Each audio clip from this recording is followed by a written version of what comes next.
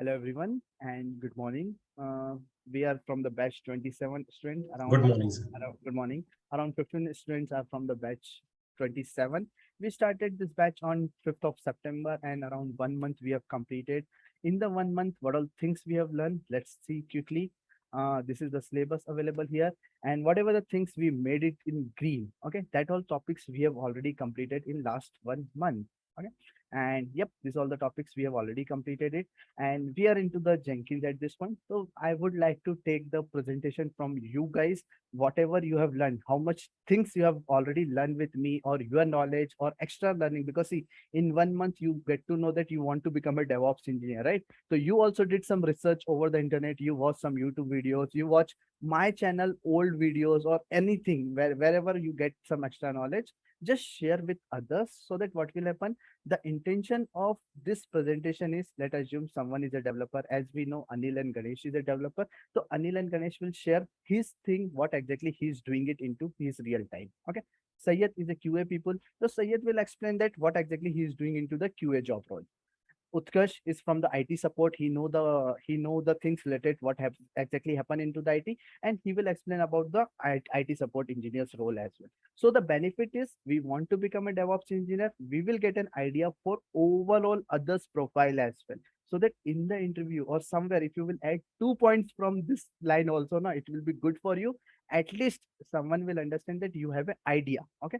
If you don't have the practical knowledge of the development, no worries. I already explained to you, right? But it will be good that you are at least aware what exactly they are doing it. And the good thing about the Utkarsh, which last weekend I think we take a mock interviews as well, and I given the rating also to the Utkarsh, and he's really good into the communication. Okay, he is very confident, confident student, and he given a very good interview to me. Okay, and I'm very much sure that definitely he will make a offer very soon. And that's my point. Okay, be written, it will happen soon, very soon. Okay, and another part is like, he already moved into the internal team also within the 20 days of the training duration. That's a very good thing. And Utkarsh is missing here. I don't know where he went. Okay, but he really did a very good thing. Okay, and this is the attendance which we taken. Anil, Utkarsh, and 4 people only came into that mock interview. So why I'm showing this to everyone, because you also have to come into the next mock interview. Okay, next mock interviews again next Wednesday 9 p.m. Definitely you must have to come. And second part, yep, this is good. And let's start our presentation. The very first candidate is Minu. Minu joined on the 5th of September only with me. And Minu, over to you. Your topic is cloud DevOps, what exactly the cloud is, some points related to the cloud and DevOps. Okay. And what is the cloud model, which we have learned into the module 1. Okay. Means brief, 5 minutes, it's over to you. Okay. And Minu, if you will share your presentation also, it will be good. If you will bring some new points just in a theory part, that is also fine. Okay, but make sure you are giving a presentation and someone others has to understand. That's the intention. Okay, Minu, you are on mute. Yes, unmute yourself, and yes, go ahead, please. I'm stopping. You can share your screen if you want.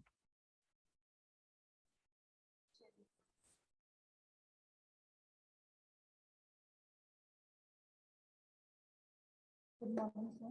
This is my presentation on AWS Minu, DevOps. your voice is very slow. You have to be a little bit loud. That's it, okay.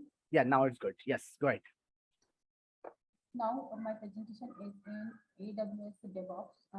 In this, we know what is AWS. And AWS it stands for Amazon Web Services, and it's a subsidiary of Amazon company on demand. They maintain on demand the cloud computing platform to individuals, organizations, and to government on a meter base as pay as you go. In cloud storage, we have to store our data in cloud platform through cloud provider, and they store our data as a they store our data and manage our data as a services, and we can provide these. We can use these services from the cloud, and AWS is provided by the Amazon, that is the different IT structures to different IT resources available on demand. It provides different services such as PaaS and SaaS. As means infrastructure as a services, PaaS means platform as a services, and SaaS means software as a services. It provides servers on demand like server services and resources. And next is we know what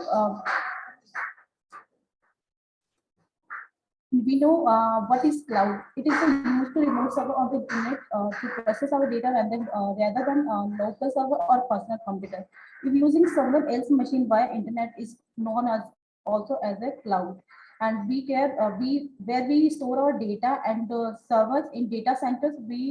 We have to don't own to buy these services, but we can store our data in the data centers through cloud providers, and we can run our application on the clouds like AWS, Azure, GCP.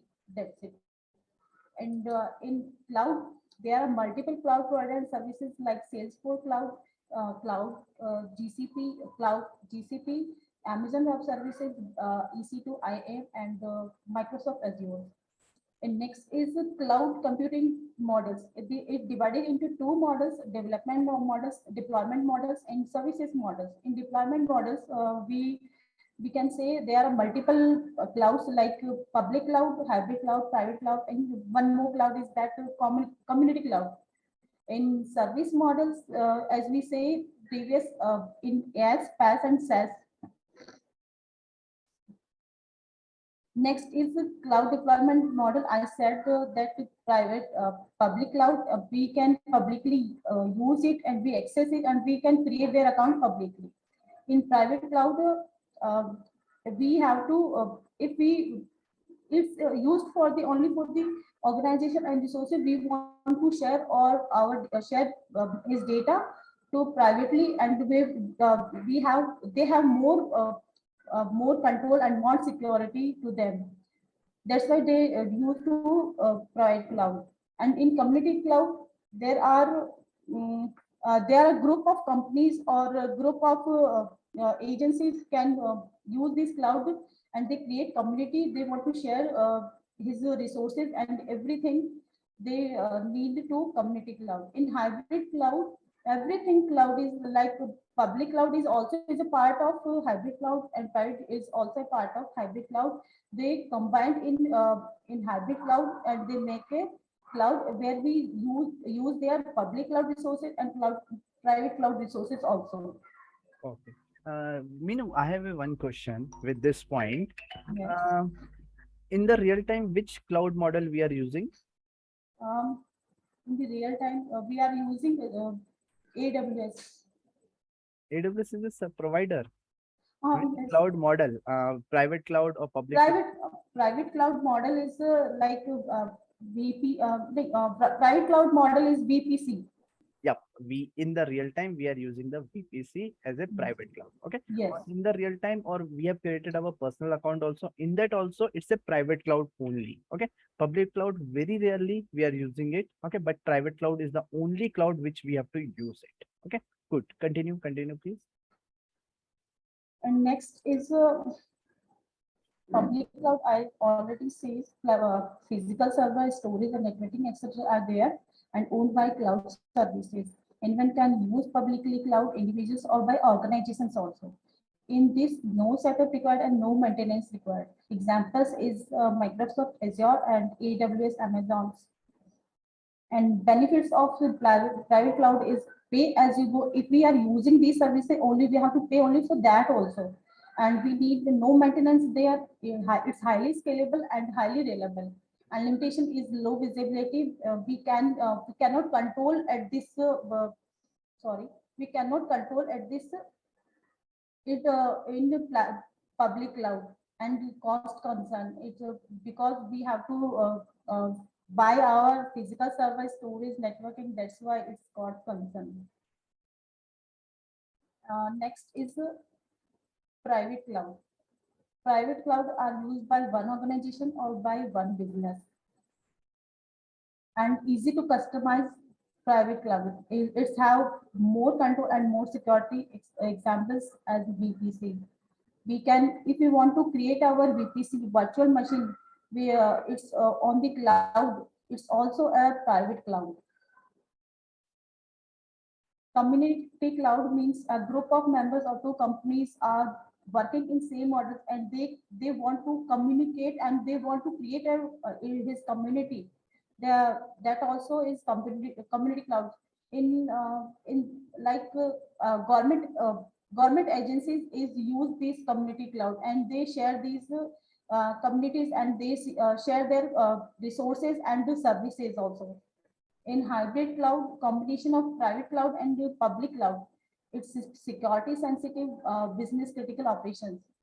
It's high in volume and security need is less, because all clouds are included in this. That's why the security is less. Next is service models of cloud. Service model of cloud is IaaS, infrastructure as a services, PaaS, platform as a services, SaaS, software as a services. In infrastructure, is a cloud computing services that offer essential compute, storage, and networking resources on demand. We have to pay only for that basis. Suppose in this IaaS, networking, storage, servers, and virtualization are provided by the cloud, and operating system, middleware, runtime, and data and applications we have to manage our own. In PaaS is a complete development and deployment environment in the cloud with resources which deliver everything in the simple cloud basis application. Cloud application, we can purchase the resources and we need from a cloud services as pay as you go and access them over this internet connections. In these virtual machines, operating system plus Docker and Nginx, it's a platform. Example, GK Cloud Platform and Cloud App Engine. In this, we have to only these data and application we are managed our own. In data, in runtime and middleware, like we run our code like .NET, Java, and C language. We run in this part only. And that networking, storage, and server and virtualization is managed by the cloud providers only. In SaaS, software as a services, it allows us to connect and use cloud-based services through the internet. Like examples, emails. If we create an account and we can use their services, and we easily access these services.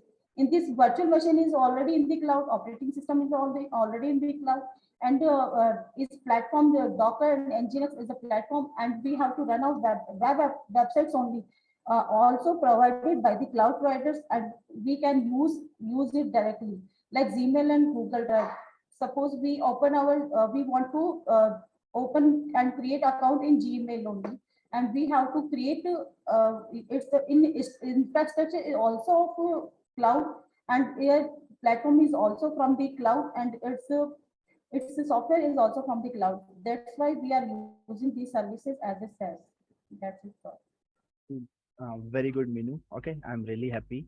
Okay, now guys, Minu is our SME for the cloud and cloud related theoretical questions. Okay, now you can ask any question with Minu. I feel that she is confident. She will give the answers. Guys, ask at least one question, simple, hard, whatever you want. May I? Yeah, Ganesh, go ahead, go ahead. Yeah, my point is that why we use cloud? If we use, Minu, go ahead. If we use cloud, we cannot use any other platforms.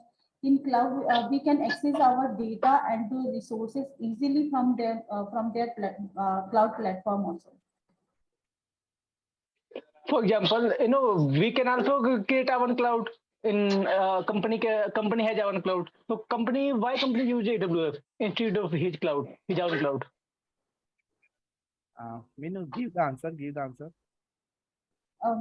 The answer is in front of you. The answer is in front of you. Give the answer. If we use this services like not an issue. Okay, fix. Anyone else want to give the answer in place of Minu? Go ahead, please. Nitin. Ganesh, you also have to give the answer. Okay. Actually, my point of that, if company create our cloud, so it has to invest COPEX, means in initial expenditure as well as operational expenditure, OPEX. That's why companies don't want to do it, and they prefer to use AWS. You can say cloud, public cloud kind of things. Correct. Is it fine, sir? Correct. Yes, your answer is correct. See, if any of the equipment failure in our data center, communication failure, power outage, network outage, any of the problem happen, the only thing is we have to run into the data center and we have to fix it, right? We have to bring the multiple teams to manage the data center. First, we have to bring lot of money to create a data center, and every company don't not possible to do that part. That's why we are moving into the cloud, because it's a pay to use model. Okay. Yeah, good. Minu, you have to make the answers also, okay? Because all answer will not be ready-made. Okay, sir. Good. Next Very time good. I'll do. Yeah, very good. Second person is Anil or Ganesh. Hi, Anil. Anil, you are here?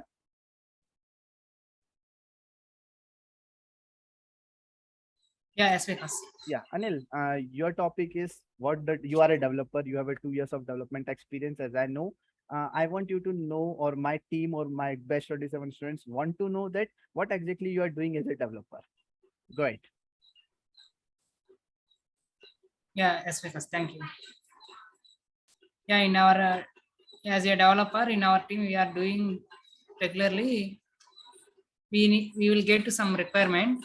According to our requirement, we have already some existing codes in production. We need to develop some new code. We need to retrieve that code from production, and we need to change that code according to our requirement, and compile and link that our code, and give our own load library, and after that we need to test that code.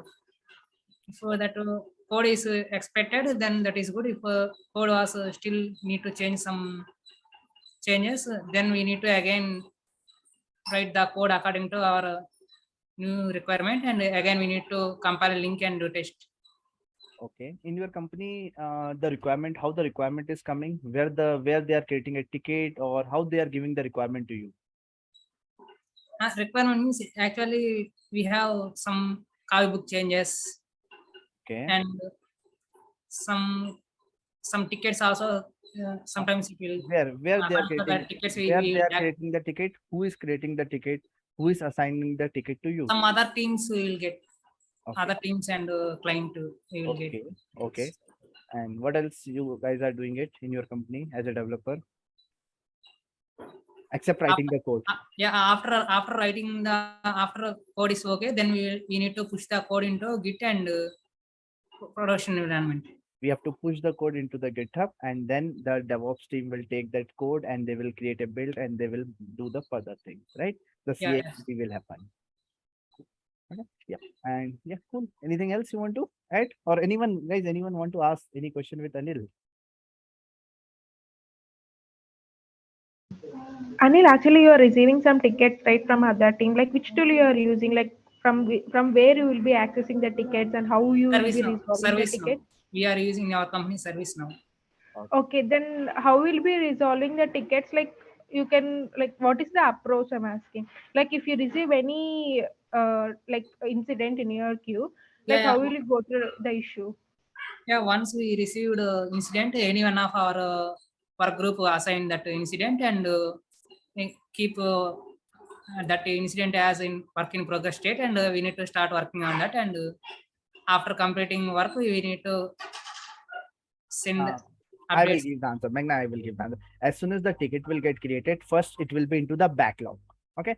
And as soon as the new sprint will start or the developers has a capability, the ticket will come from backlog to the in progress state or into the current sprint. And from the current sprint, it has to be assigned to some of the developer like Anil or Ganesh or whatever, whoever is the developer. And then as soon as he will start working into the ticket, he will make as a in progress. He will do his development work. As soon as his development work will get complete, they will make as a ready to review. And in the ready to review, that the team will review the things. If all good, they will make as a done, and it will merge the code into the master branch. Okay, sir. Actually, do we have any due date for that? Like this incident should be resolved in with 24 hours or like 2 days or 3 days like Breach that? date is there. Breach date is there because Yeah, Okay. for development, the due date will not be there because this is development activity, right? It's some depend. tickets we have. Some tickets according to the priority, it's if it's a high priority or whatever it is, based on that he will get a time to develop that feature. Okay, but developer will get more time as compared to the support engineers. Okay, developer will get at least 1 week time to develop one feature minimum kind of thing. Okay, until unless if it's a fix or bug, then they will get a less time. Otherwise developer will get a good time to develop the things, develop the code. Correct, Anil? Yeah, yes, because if Cool. we don't have much time, we can keep the ticket as on hold also. Correct. Yeah. Correct. Cool, good. If it is Ganesh, breached, then we have to pay any like amount to No, the instead of or while not. a ticket is breaching, we know right how much percentage it was consuming. Then we can keep status as on hold. Then we can work on. Meghna, this thing happens Actually, primarily into the support role, okay? The bleach, right, SLA right. part, right? Not into the development. Very Yes, rarely sir. into the Actually, when I development. attended an interview like few months back, they have asked me the same question. Like, if you receive any issue or incident, like how you will be resolving and what is the SLA and what is the breaching. Like because I was not sure like what is the everything. So I just asked. Actually, Now Anil have raised the okay. question like receiving the tickets. Like so, I just asked. I'm clear with that. Cool. Good. Okay. Thank you, Anil. Thank you. Uh, Ganesh, the second point, you are the second person. You are a developer again. At least at some point, which Anil haven't told to us. But I'm not a developer. I'm a support engineer, first of all. But I know little bit of things about that. Yeah, go Like ahead, please. Go ahead. before making any, you can say, software or application, we make flow chart. Okay, how things will go, and accordingly we plan it. Then everything will same that Anil told us. And one more thing, they are talking about tickets. Actually, their tickets, you can find work here. There are four categories: P1, P2, P3, P4. Okay, and then actually depend on their category as well. If P4, they affiliate 8 hours. If P3, affiliate 3 hours. P2 affiliate 2 hours, and P1 affiliate 1 hour. Means if P1 ticket raised, Ganesh, wait. You are merging the support part into the development part. Okay. That is happening into the support role, not into the no, development. yes, you are right. But I'm clarifying their doubt. They're asking you why these tickets kind of stuff. So I'm telling little bit what is the role of tickets But not, and not what is related to SLA. the development. This is not related to the development. Right, Give right, this right, answer right. into the IT support wala part. Okay, not now. Okay. Okay, cool. Yep, that's okay. I'm fine with that. Okay. Syed or any QA person here? Yeah, Syed. How are you? Yeah, I'm good. Yeah, Syed, switch on your camera. It will be great for us. And Hi. as you are a QA engineer, what's your roles and responsibility? What you are doing, and how much is your experience here? 4+. 4 years, right? So in the last 4 years as a QA engineer, manual tester, what all things you are doing? My team want to know, my batch 27 students want to know from you. So go ahead, please explain. Sure. Let me share my screen and get some of the presentation. Yep, you can share your screen now.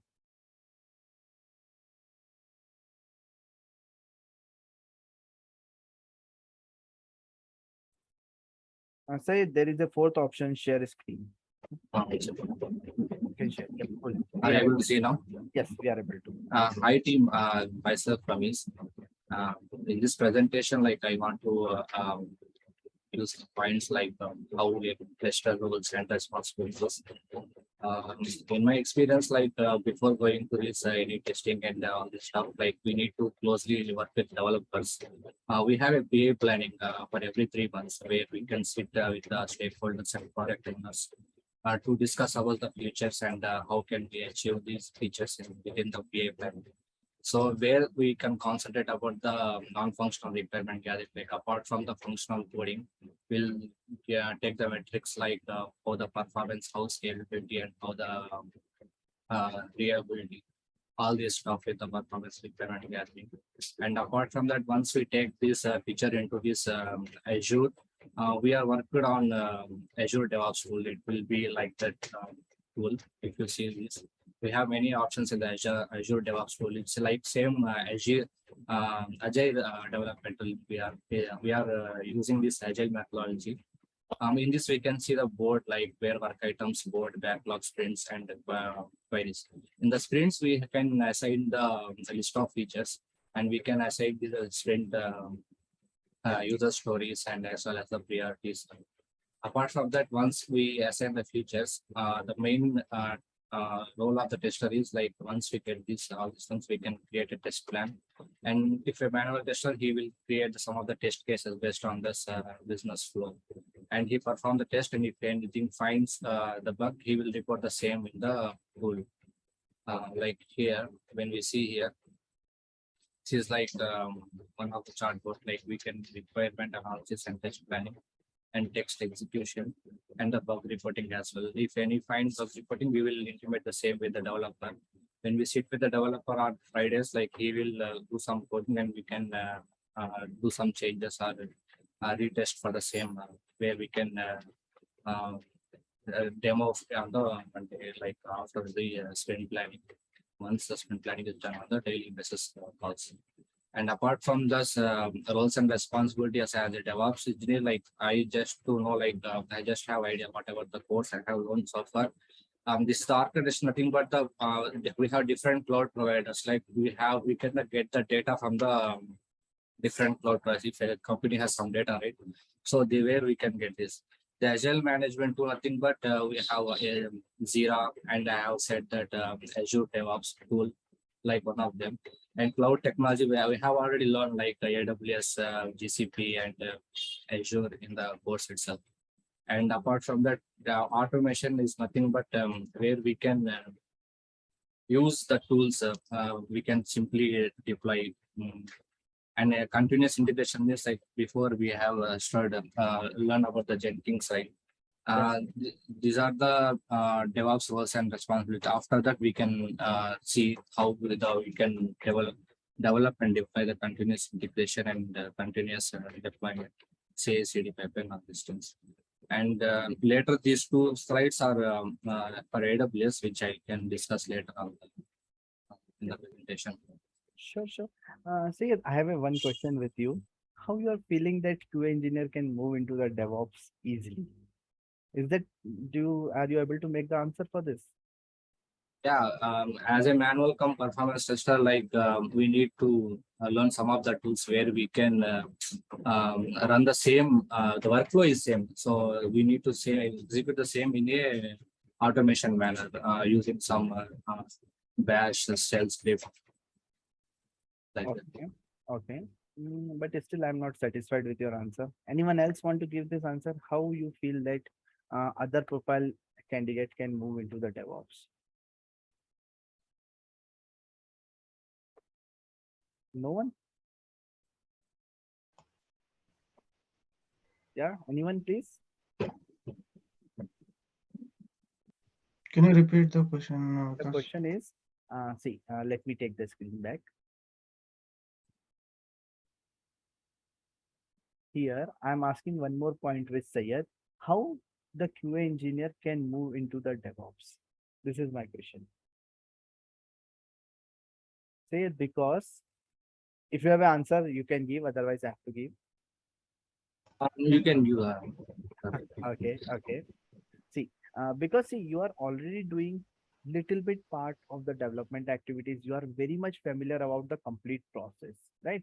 How the developer works, what all things happen into the QA, and after the code has been tested, how the deployment will happen, right? The QA people already aware about lots of process. If they will just add some more tools into their profile, they can easily move into the DevOps. This is my answer. Is that, do you feel that I'm very close to your answer?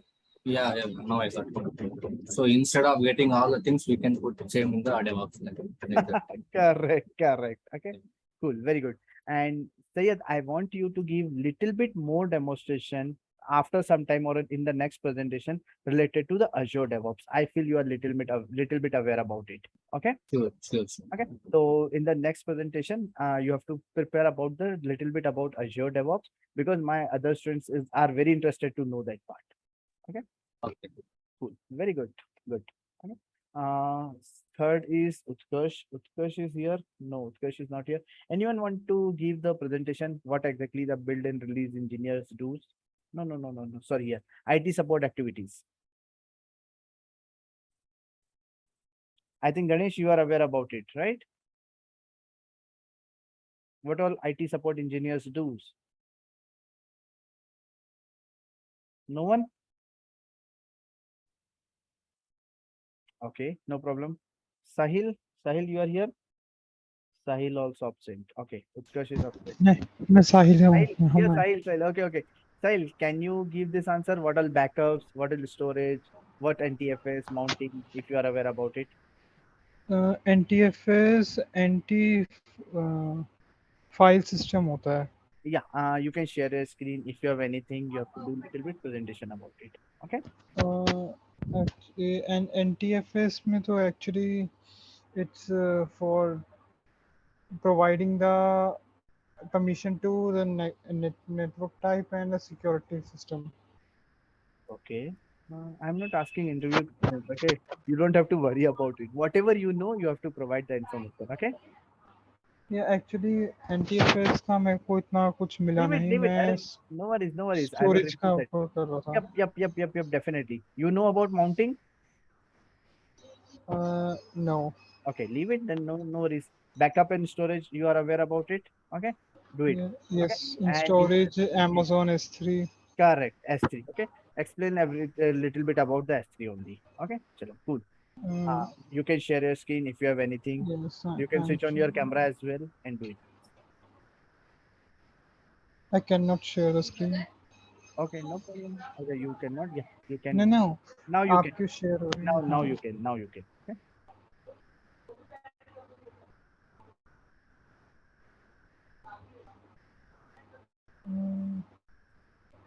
Yep. Little bit fast, please.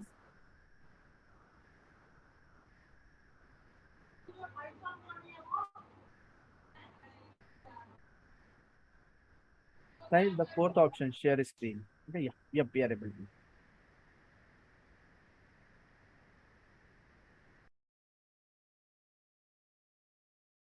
Yep, cool.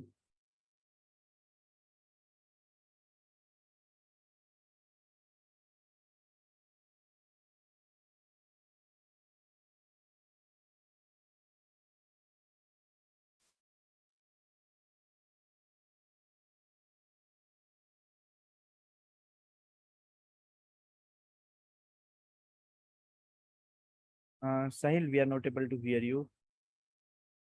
You have to speak also and be little bit fast. You are on mute.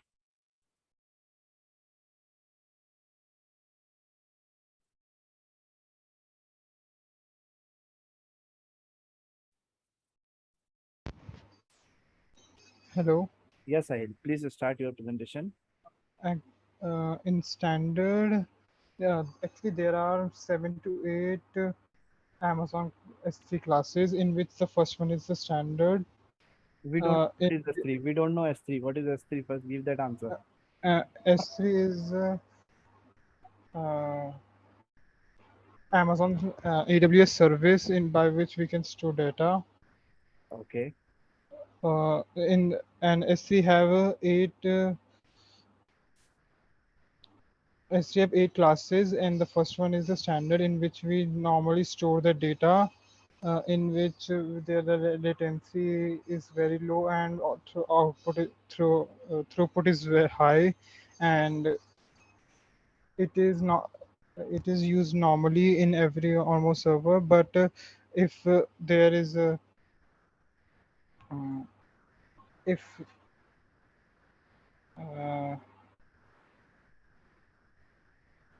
if there is an infrequent service, we use intelligent tiering in which it automatically transfer our data in infrequent access standard class, so that it could increase the uh, uh,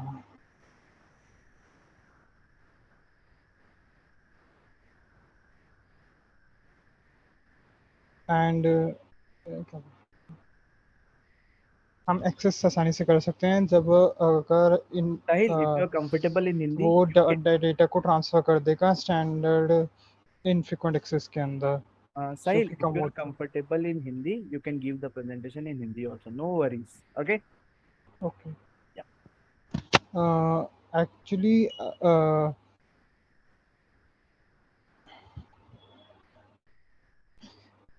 infrequent access में होता है कि जो बहुत कम access होता है, और ताकि वो लोड इसकी इनफ्रीक्वेंट एक्सेस पे ज़्यादा मतलब कि जो होता नहीं यूज़ उसके ऊपर करता है, और उसकी कॉस्ट भी कम होती है, और बाकी को वो नॉर्मल स्टैंडर्ड ड्राइव में रखता है ताकि उसके अंदर उसका क्या बोलते हैं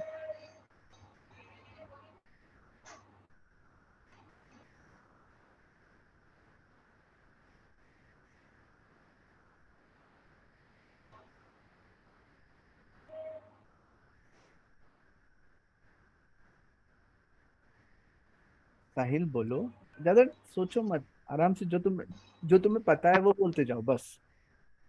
उसके बाद होता है वन जोन। वन जोन में होता है कि जो हम डाटा यूज़ नहीं करते हैं, और ये यहाँ पे बहुत लंबे टाइम के लिए स्टोर रखता है नहीं, गलत ताकि इन्फॉर्मेशन, नहीं नहीं नहीं, wrong answer, wrong answer. Okay, don't pass the wrong information. ये ग्लेशियर में होता है।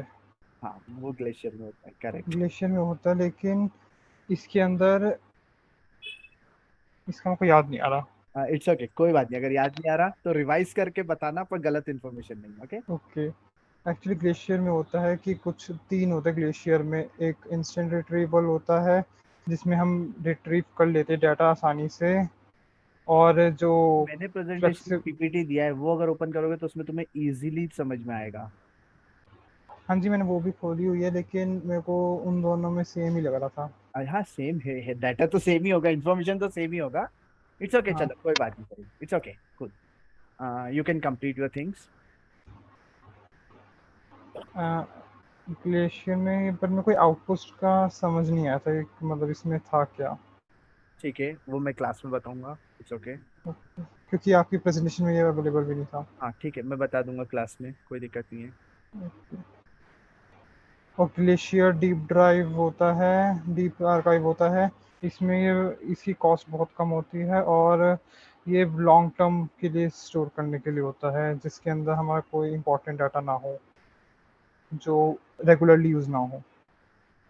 Okay okay, what okay else? Sir. Okay, cool. Guys, anyone want to ask any question with Sahil related to S3?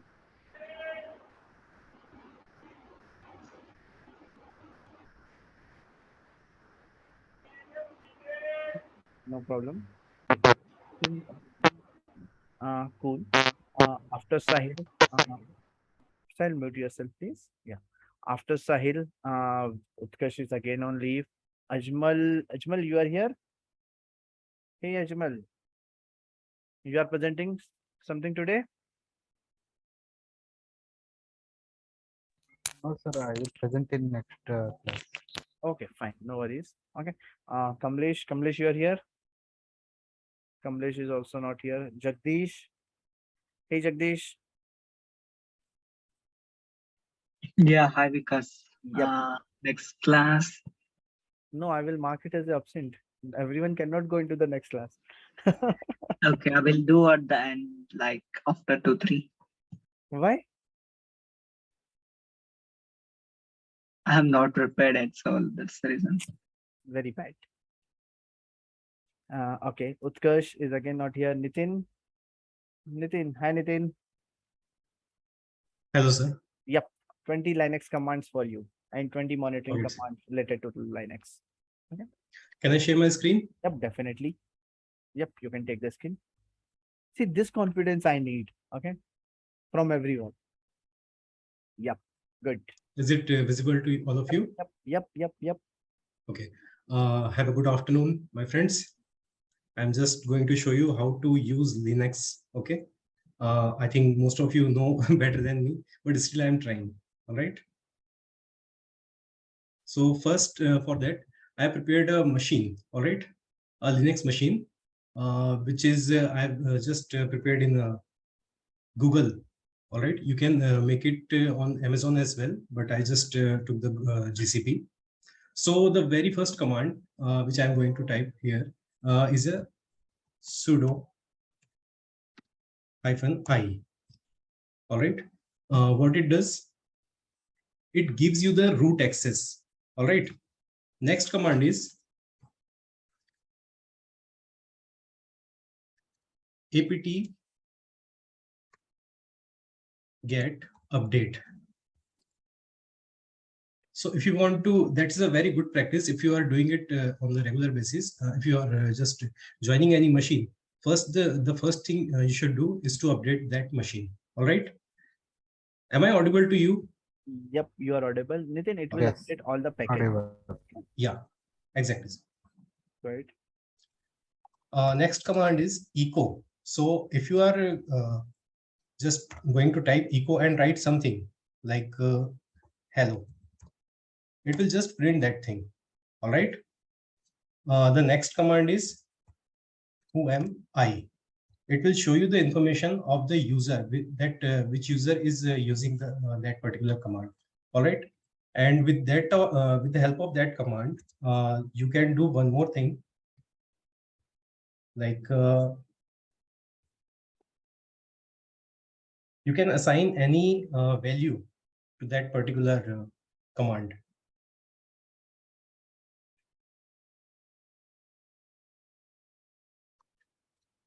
See, my name is who am I? So it will give you the output that my name is root. All right.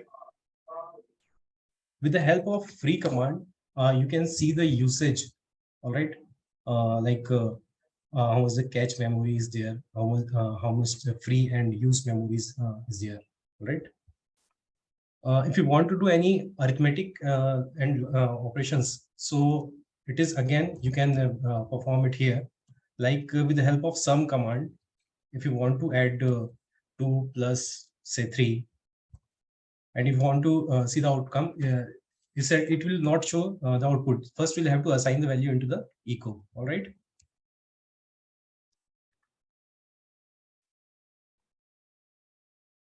Now you can see the output is here. Is it clear? Yep. But why you are using the $sign? You haven't informed to us. What is the use of $sign? It will assign the value of the integer. Okay. No, I haven't understood. What is the use of $sign? To assign the value, as much I know. Assigning is equal with the help of equal to sign. We are assigning the value. Right. Dollar is something different. Guys, who want to give the answer? What is the use of It's a dollar? variable. It's calling the variable. Yes. Yeah. All right. It's calling the variable. Correct. Okay. With the help of this next command, Muslim, we can know that which machine we are working, or the name of the host. So currently this is the presentation. The host name is presentation. All right. And if you want to see the IP, what we can type the host name -i. It will show the external IP of that system. All right. Internal. And what if you want to see the internal IP of the machine? What we will do?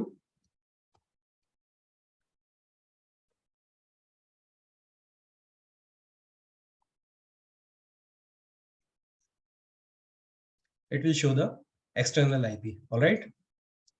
Now, next is uname. It will show the flavor of that machine which we are using. Next is ls. It will give you the list of the file and folders. Currently, there is no file or folders. So first we will have to create any file. All right. Also, if you want to see the directory where you are working, then you'll have to type the pwd command. It will show you the current directory, which is the root in this case. All right. Now we are making a directory. Okay. So for that, we will have to type the mkdir and the name of directory. Suppose we are making a line directory. All right. Now we will check if it is there or not with the help of ls command. So it is there. You can see the line directory has been created. All right. Now we just want to make a file into that directory. What if we want to go into that directory? We'll just type cd and the name of that directory. See, we are in that directory now. All right. Now what we'll do, we will make a file. All right. With the help of touch command. Touch box. Now with the help of ls, we can see if it is there or not. It is there. All right. We just made a file with the name of box. What we want to add something into file. See, why we are using Linux. First thing is that why we are using Linux, because it is one of the most safest thing in the internet. All right. I mean, in operating system, it is much safer than the Windows. At the same time, it is faster and most efficient. Okay. So with help of that, we can do multiple type of things. 1 second.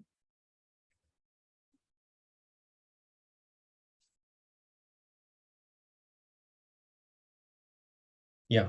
So we just made a file with the name of box. All right. Now we want to write something into that file. With help of vi command, we can write into that file. All right. Suppose I just want to type wait. I don't know why it is not working. It is working. You have to use insert. Okay. Maybe because of that. Suppose I am just typing something random. All right. And we want to escape from it.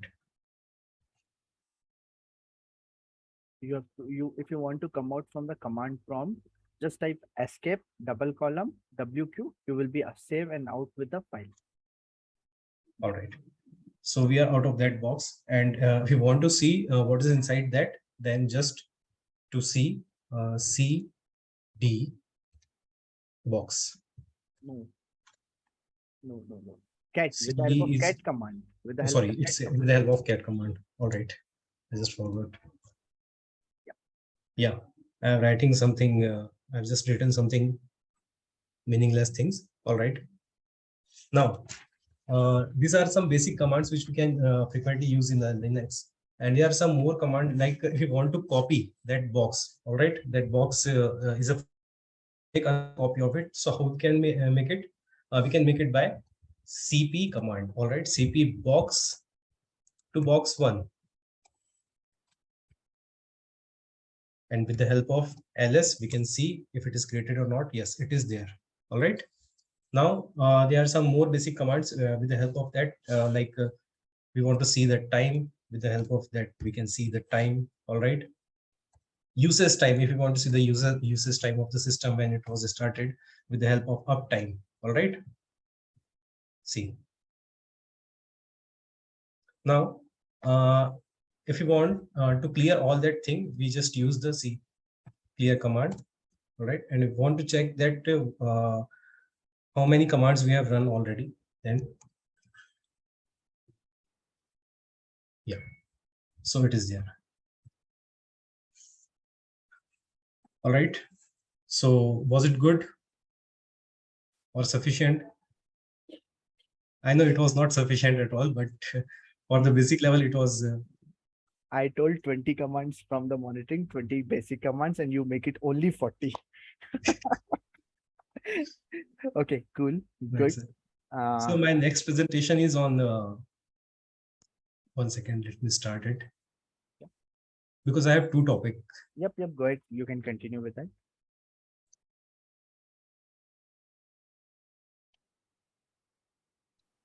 Yeah. APT and YUM. Okay. Now, first we'll discuss that what are both the things, APT and YUM. Basically, they are the package manager. Now, what is the package? If we want to install software into our system, then the most important thing which we need is the package of that software. Okay. The package consists of many different type of files which are responsible for them to run into your system. All right. In Windows, you can just download and install it in a very traditional way. And if you are a software engineer, if you are really a good software engineer, then it's just outdated thing to do such kind of practice, because 98% you can say computer users are doing the same thing. All right. So this is the thing which makes you a software engineer if you are installing all those things with a very different approach. Like these are the package manager. Okay. So if you are using that thing, it will allow you to install, remove, upgrade, and configure, and also the manage different software packages on an operating system, especially in the Ubuntu and Linux Debian family. All right. APT is mostly used with the Ubuntu Debian family distribution and handles dev software packages. All right. Whereas YUM is mostly used with the Red Hat family operating system and handles RPM software packages, example, CentOS. Okay. So this is the working of that package manager, YUM, and all that thing. See, if you want to install, suppose Unzip, it's a very common and very useful software, you can say. So application. So if you want to install it in the Windows, what you will have to do first, you will have to go to the Google and search for it, search for the Unzip, and then download. And it may be chance there you can download the wrong version of it or something corrupted file. But it is not so in the Linux system. That's why it's safe and faster. Also in Windows, it may take 5 to 10 minutes for a simple software to download, but it will take hardly few seconds in the Linux system to download it. All right. What package manager does, it takes the things from the repository to the Linux system. All right. This is the working of that thing. So in YUM and APT, see, the working of both are almost same. There are very few differences. All right. Basically, both of them are package managers. So the main difference you will see here that for updating package in YUM, you will use this that particular syntax update, whereas in APT you will use the upgrade. Okay, so these are the basic things. And one more thing I can show you practically if you want to really see that. Yeah. Suppose we want to install any software. All right, what we'll do? APT install. Suppose Unzip we want to install. Okay, Unzip. That's it. That's how it does. All right.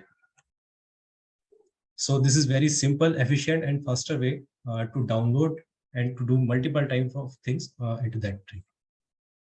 That's all from my side, sir. Thank you very much. It's not for me, it's for others, everyone. Okay. Guys, ask the question with Nitin, because Nitin will our SME for all the Linux related thing. In future, any question came related to the Linux command, repositories, manager, then we will send directly to the Nitin. Guys, Sure, ask the question. At least one question to Nitin. No question? Meghna, at least one question for Nitin. Nitin, can you just the difference between who and who am I? Who command and who am I command? differentiate between Who and who am I? You can just who run in command. the link. All right. So when we type the who command, it gives the IP address, external IP address. All right. And with the help of who am I, it's giving the name of that user. No. When we will run the who command, it will give the detail which user has been logged in from which ID and from what time. Okay, All that's right. the information. Who command. And who am I means what's the current user logged in, which is performing the activity. That user information is coming because at this point root, but he logged in with the help of Nitin Jadhav ID. So Nitin Jadhav ID is coming into the who WHO. And just type the date command, DAT. And see, right now the current time is 7:34 and you logged in at 6:45. That time is showing here. Means around 45 minutes back, you have logged in into this machine. Yes. What else? Anyone else? Any other question with Nitin? Need to know about the grep command. Nitin, one more question came for you. Grep. Grep command. Okay. Well, this is showing the information. The pattern If file. you don't know, I told one more command, right? With the help of that command, you can find out the another command. What is that command? So I don't remember right now, but I remember that you told us. Correct. Guys, help him. I'm not taking Nitin's interview, okay? Who and the command name, I guess. No. man command. Grep. Yeah. Enter. Yeah. Here's the details coming. Little bit difficult to understand, but yeah, here is the all detail. Okay. See, primarily, who has asked this question? Ajmal. Ajmal, grep command is if you want to search anything in a particular string or multiple commands, then we will use the grep command. Okay, the theory will be up. There is no theory for that grep. Okay. Grep searches for the pattern in a file. Okay, means if you want to search anything in a file or any other command with the help of grep, we can find out. Okay, let's take as a practical. Just type ps command. Nitin. Just type ps. Just type q. Yeah. Just type ps. Yeah. ps. Yeah. ps. Pipe. Just type ps. Pipe. Space. Pipe is above the end, above the enter sign. Space. Above the enter sign. It's okay. Yeah. Space. You have to give first space. Space. PS, then space, then pipe. PS space then pipe. All right. PS, space, pipe, grep, bash, BSH. Space. After grep, there is a space. After pipe, I need a space. Okay, just type enter. Just type, okay, press, yeah. Pipe ke baad space, yeah, enter. See, now, what exactly earlier I was running a PS command. Three details are coming, right? When I type only PS pipe grep bash, means I want to search only bash, then he will search the only bash thing. Okay, so what I want to say here, with the help of grep, we can make the search into the big file or into the big command. We can search and we can find the particular detail. That is the use of grep command. All right, sir. Okay. Nice. Thanks, Nitin. Presentation. Thank you very much, sir. Yeah. Jagdish, mute yourself, please. Yeah. It's a very good. I'm giving a 9 point for both the things. Okay. And Nitin, I'm giving 6 point for you. One more extra point because you bring something new image. Okay. That's I'm really happy. Okay. Thank you very much. Cool. Okay. The next is Rakesh. Rakesh, you are here? Yep. Rakesh, 5 Linux command which we haven't discussed into our classroom. Okay. Nitin has command which we have already discussed in our class. Okay. Yeah. Cool. Over to you, Rakesh. I am stopping my screen. You can take the screen. Yeah.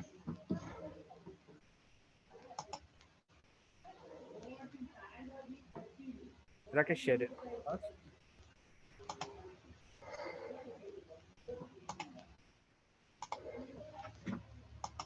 Yeah, I'm sharing. Yep, we are able to see your screen. Let me know if you are able to see my screen. Yeah, we are able to see your screen. No worries. Yeah, hi all. Hi. Good afternoon, everyone. Yeah, myself, Rakesh. I have 2 years of experience. I'm working on as a ETL developer. So I'm currently explaining about Linux 5 command. I mean, which are not discussed in the class. So just to tell, I mean, this is the basic command, as you all know, I think. But in the list command, we have, for example, here I'm using CentOS machine here, whatever I'm showing here. In the ls command, we will get all the list, I mean, whatever the file or text or any file it will show.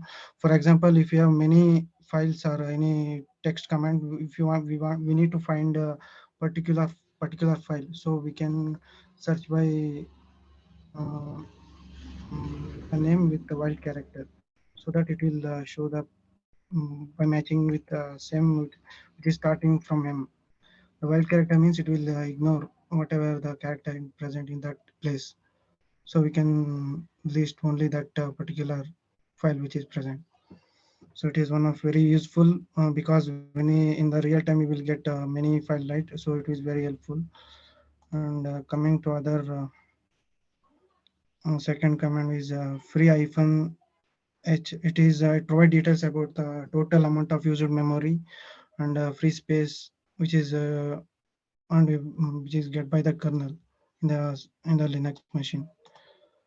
Free hyphen. So here it will show entire details. I mean, here memory it will show in uh, how much memory it is occupying and how much memory it is used and how much memory is free in the total.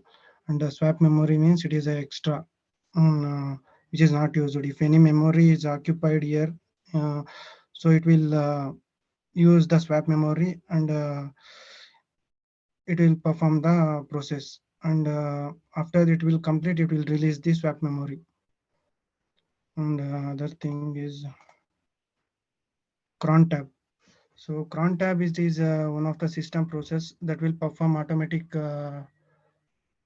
tasks which we are defined with a specific schedule what we are defined. So here as you can see here there are 5 star with path. Here the first star first star denotes that it represents for the minute, and the second star is used for hour, third one is for day of month, and fourth one is for a year, fifth one is for day of the week. So we can define anything. I mean for we can schedule the task as per our requirement for with respect to minute, hour of the day or week. So let me explain here in the so cron tab hyphen e means it will create a new cron job. Cron tab hyphen l means it will list what and all we are defined. I mean what are we have already defined in the machine. Cron tab hyphen l. So here I have not defined any job, so it is showing no cron tab exist in our root directory root user. So just if I need to create any new job, so we need to give cron tab hyphen e.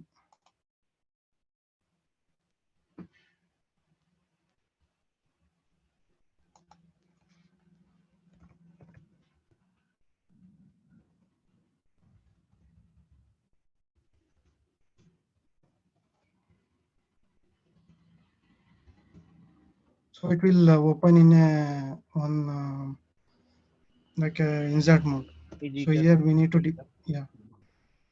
So here we need to enter that this whatever we need requirement as per the requirement we need to schedule as per our. So for example here star. If we do not given any value, that means it is every time it will run for every time, every minute, every hour, every day, every month it will run. If you specify anything, I mean. For example, if you specify one means it will run for every minute or hour in the space of a second star. If you specify hour, it will run for every hour. So let me define one thing.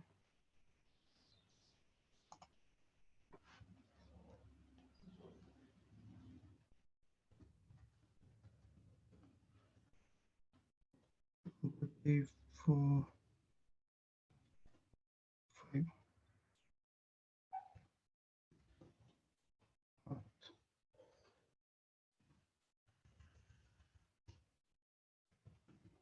I minus h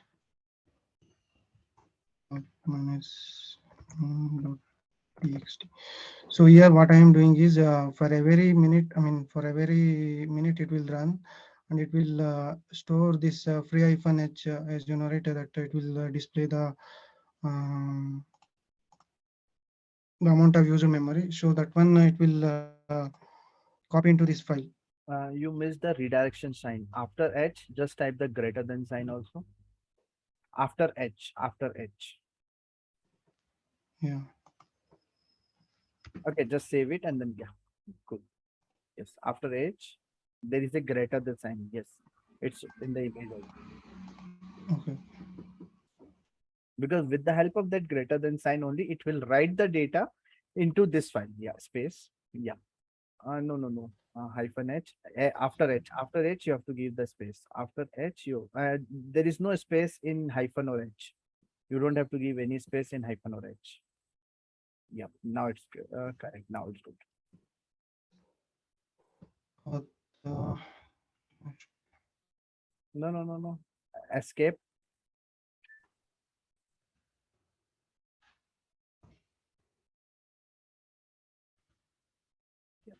Escape, double column. Correct. Now it's good. Cron tab hyphen L. Just write the command cron tab hyphen L. Enter. So whatever we created, that it will show here. So it will run on every minute. It will check the free hyphen H command. Whatever the output is there, it will go into the path. What is the path? There is no folder as path. You have to just mention root slash memory.txt. Okay, path means he is telling that you have to make the location. But where is your location? Okay, slash path. Do you have any slash path? No. You have to provide. actually, I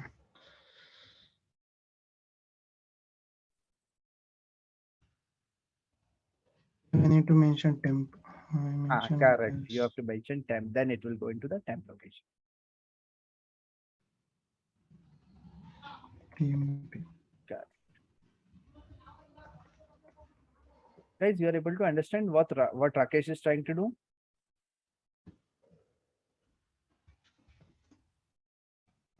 Ganesh, Minu, Nitin, Sahil.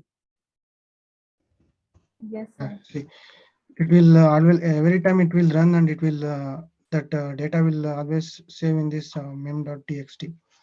Correct. Good. And next thing is host name. So for example, here host name is it was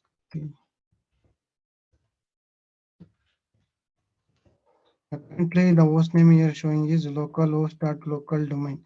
So if we want to rename with our requirement, so we can use this command host name space set host name underscore host name space with the name with with double quote.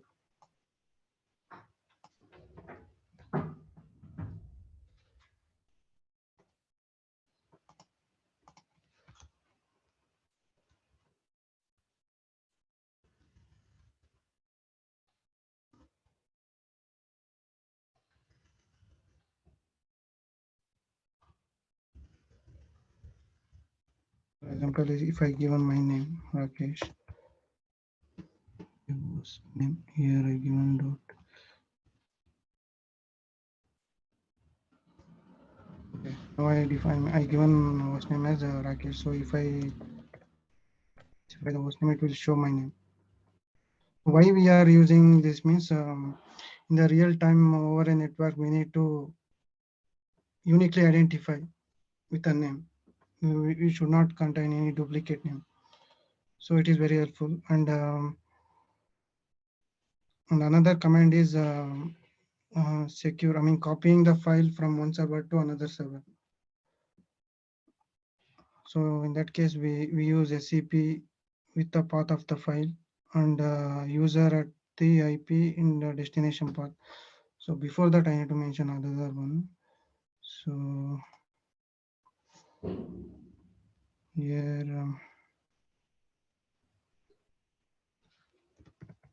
if we want to ping the host name, we need to specify with the IP, right? 192, for example, the current IP is 192.168.56.102. So we are calling with the IP, I mean IP address. If we want to define with any string, instead of IP, we need to define here. We can define here. How can we define means there is a etc slash under this path we need to define host yes. So here, yeah, as you can see under this path we need to define as I already defined here. These two is not exist, which is defined just before again. So here how I define means 192 is it is the IP, and here we defined this is a sandbox based on we can define anything, we can give anything a sandbox dot is for dev environment local sandbox 01. So here sandbox 01 means we can ping this IP with this alias name. So for example, if I give ping sandbox 01, so it will automatically recall this IP. As you can see here, it will call with that IP.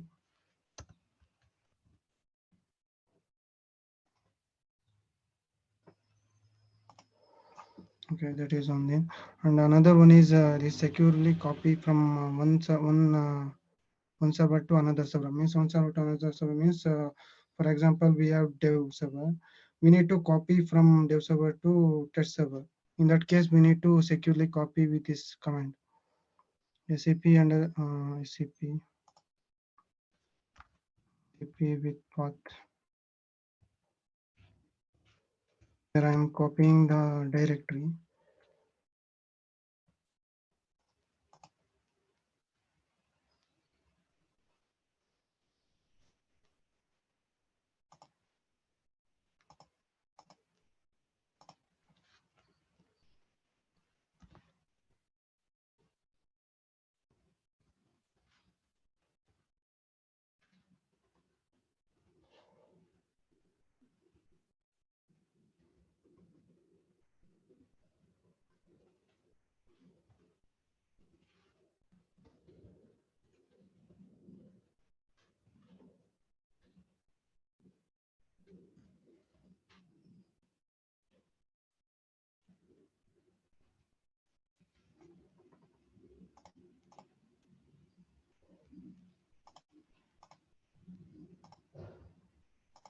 This is the destination path.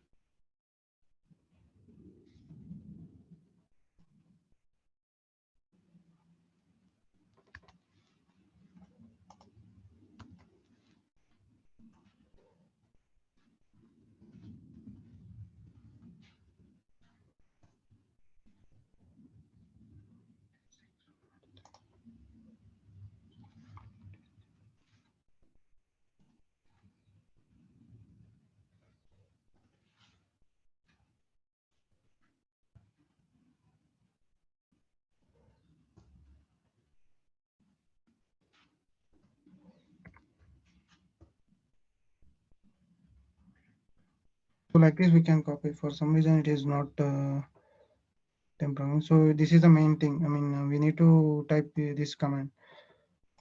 This is a forward process. We can also do reverse process. Reverse process means from destination to our local file, like mentioning the SAP with destination means 192.168.56. Rakesh, there are multiple problems. Okay, SCP temp, you have to give the file name also. You have to provide the complete Yeah, IP. we can copy directory also, but Yeah, directory also, but you have to give -r, then only the directory will get copied. And second is the sandbox SAD, SANUM missed. Okay, up, SAND. Okay, no, don't do it. But I'm telling you, okay, SAND. Okay, the sandbox, the spelling is also missing. So if you will fix all this, it will work. Yeah, it will work. Yeah, That's it. right? SCP is just for copying one file from Yeah, another. securely copying from another machine. one server to That another we can do it with the help of SCP command. Yeah. Cool, very good. Yeah, that's it. Because Nice, good. I'm happy with you. thank you. Guys, any question with Rakesh?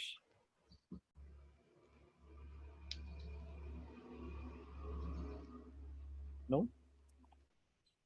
Cool, good. Sayed. Sayed, you are here? Yeah, yes, of course. Yep. Sayed, you have a topic 5 AWS services overview. Okay. You can take the screen.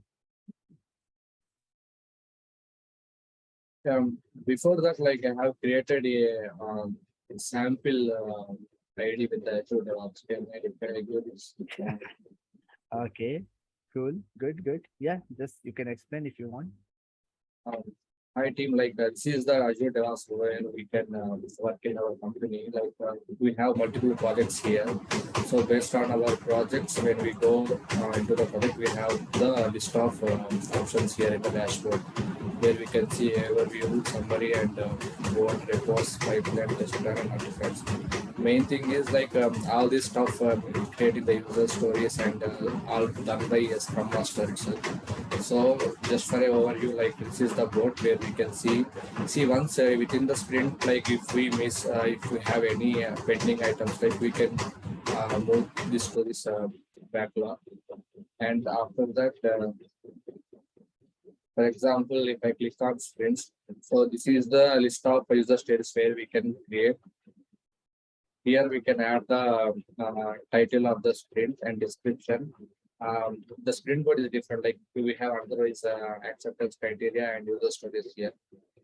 And apart from that, we can add multiple tasks, like here one task two, and we can assign any of our team member, and you can assign yourself if you are a tester or a developer.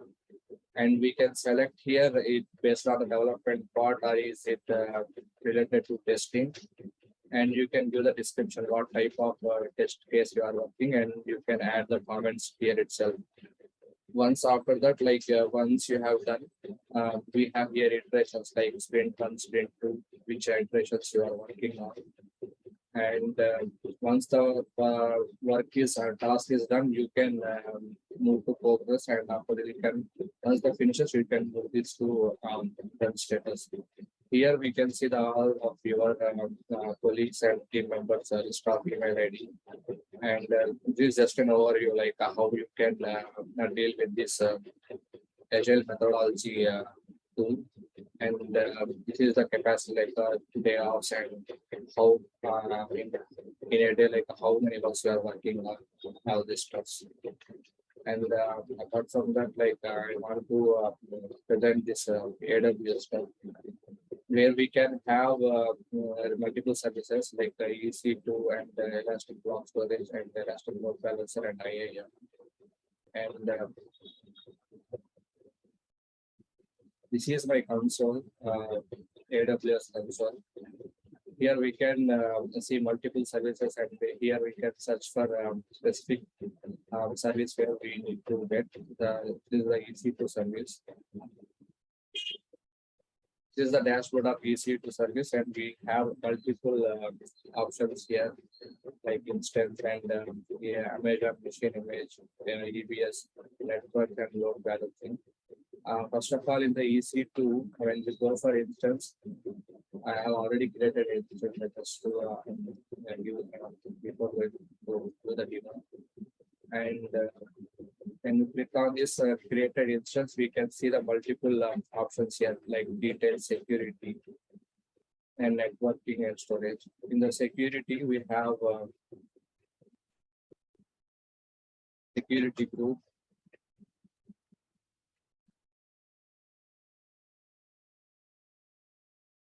This is the network where we can see the what is our public IP address and private IP address, what is our VPC ID, and what zone we have created the EC2 instance. Is the storage, what type of storage, and what is the size of the volume, and is it encrypted or not, and the timestamp, like where which time you have created that volume in the EC2.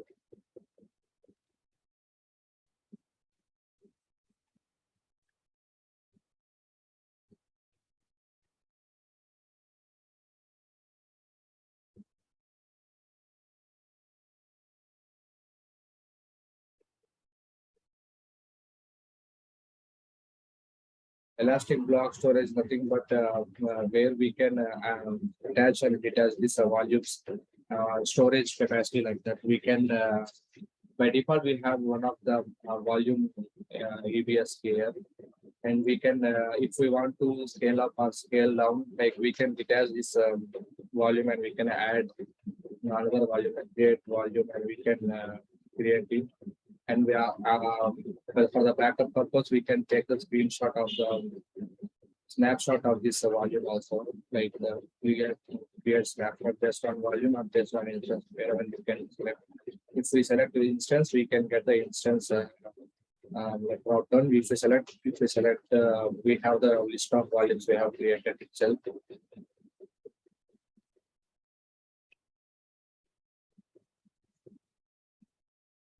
Mainly the load balancing is used for controlling the incoming traffic from a user to this application. In the load balancer, we can we have different types of load balancer, like application load balancer and gateway load balancer and network load balancer. Application load balancer is here we can create using this application balancer.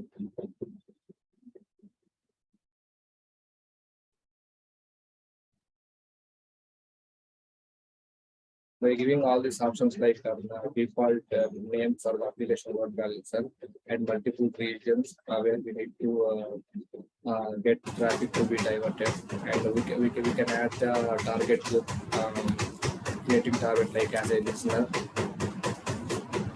based on all instance created.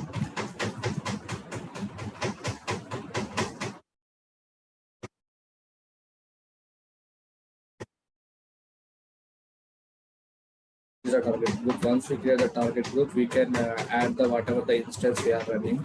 Then we can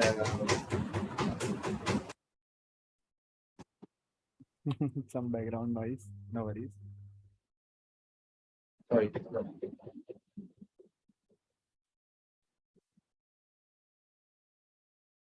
Yeah, once we have this load balancer, we can have this DNS URL where we can see that the application is running now. I didn't create that load balancer here.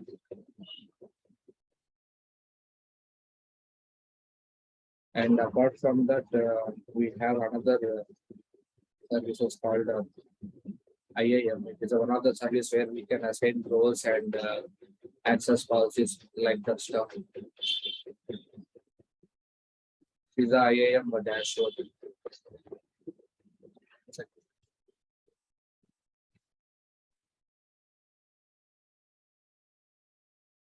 Okay.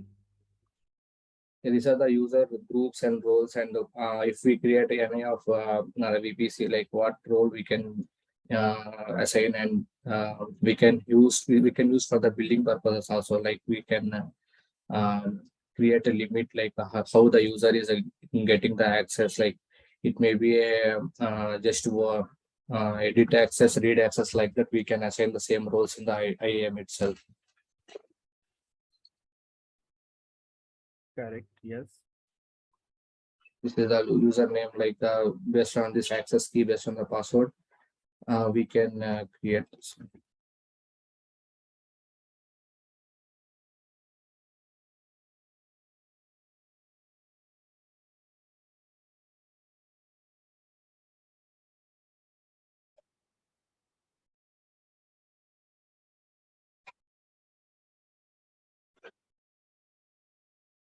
So this is the user and this is the password. Like that, we can create multiple users and we can assign using the policies here. Like we can we can use for which is helpful in the S3 bucket. That's it from my end. Like this is the services in the AWS within this EC2 service, Elastic Cloud Computing. Okay. Cool. It's fine. Guys, any question with Sayed? Anyone want to ask any question? You have any doubt related to the EC2, EBS, ELB, IAM, or AWS dashboard? You are feel free to ask with Sayed. Guys, be active. Yep. Yes, Suresh. You want to ask the question? Go ahead. No questions from my side. Okay, cool. Nice, good. Yeah, Service, next is yours. Any 5 new AWS services or whatever the 5 services you want to take it, you can take it. Okay, and you have to explain it. Guys, before that, can we make a photograph for ourselves? Everyone switch on the camera. We'll take the photograph, the group photograph kind of thing. Yep, everyone. Yep, Nitin came. What about others? Yep. Some more are required. Still some more are pending. Guys, everyone, please. Yep, Rakesh also came. Rakesh, you are in US or where you are? In the night room kind of thing? Cool. Guys, you can also take the screenshot and share in our WhatsApp group. I'm not taking it. You guys can take it. And whoever want to come into that, take it, please. Switch on the camera. Yep. Guys, take the photograph, take the screenshot, and then send in our WhatsApp group.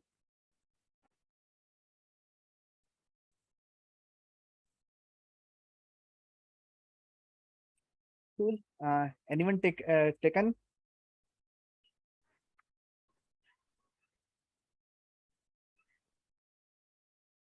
Yes or no? Say hi at least.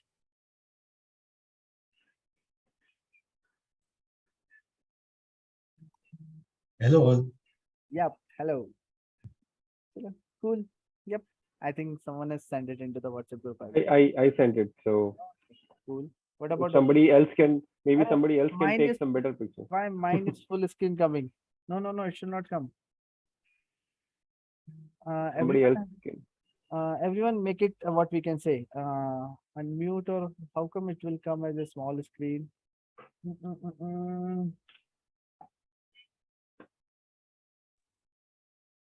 Let me only take it.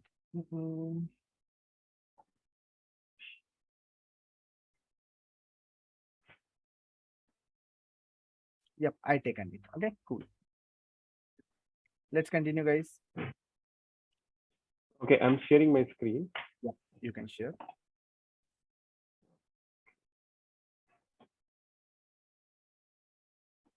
Can you see my screen? Yep, we are able to see your screen. Great. Yep. All right. So I'm going to walk you over a few other AWS services what has been explained already by Syed. So this is S3. I know we have already spoken about, but this is my view or this is what I've learned from the classes, and I'm going to explain in a very brief what exactly is S3 and how in my organization is S3 being used. So as you already know that this is an object storage, not a block storage. So what has been done is that the data has been stored here and in bulk.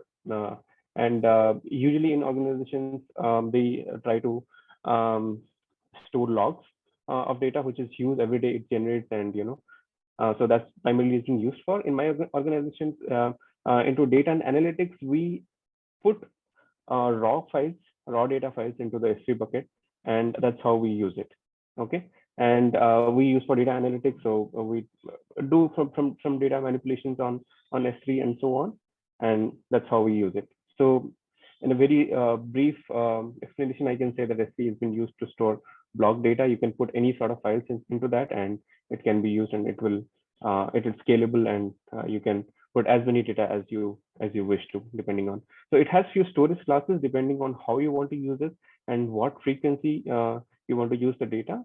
In terms of the standard, it is going to be used frequently. In terms of intelligent tiering, it decides how frequent you want to use. Based on that, it puts the data into that particular class.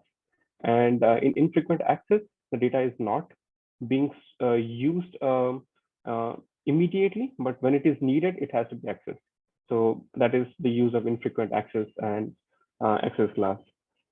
In one zone, usually all of these standard intelligent tiering, infrequent access, glacier, deep archive, the data has been stored in 3 different zones. But in one zone, the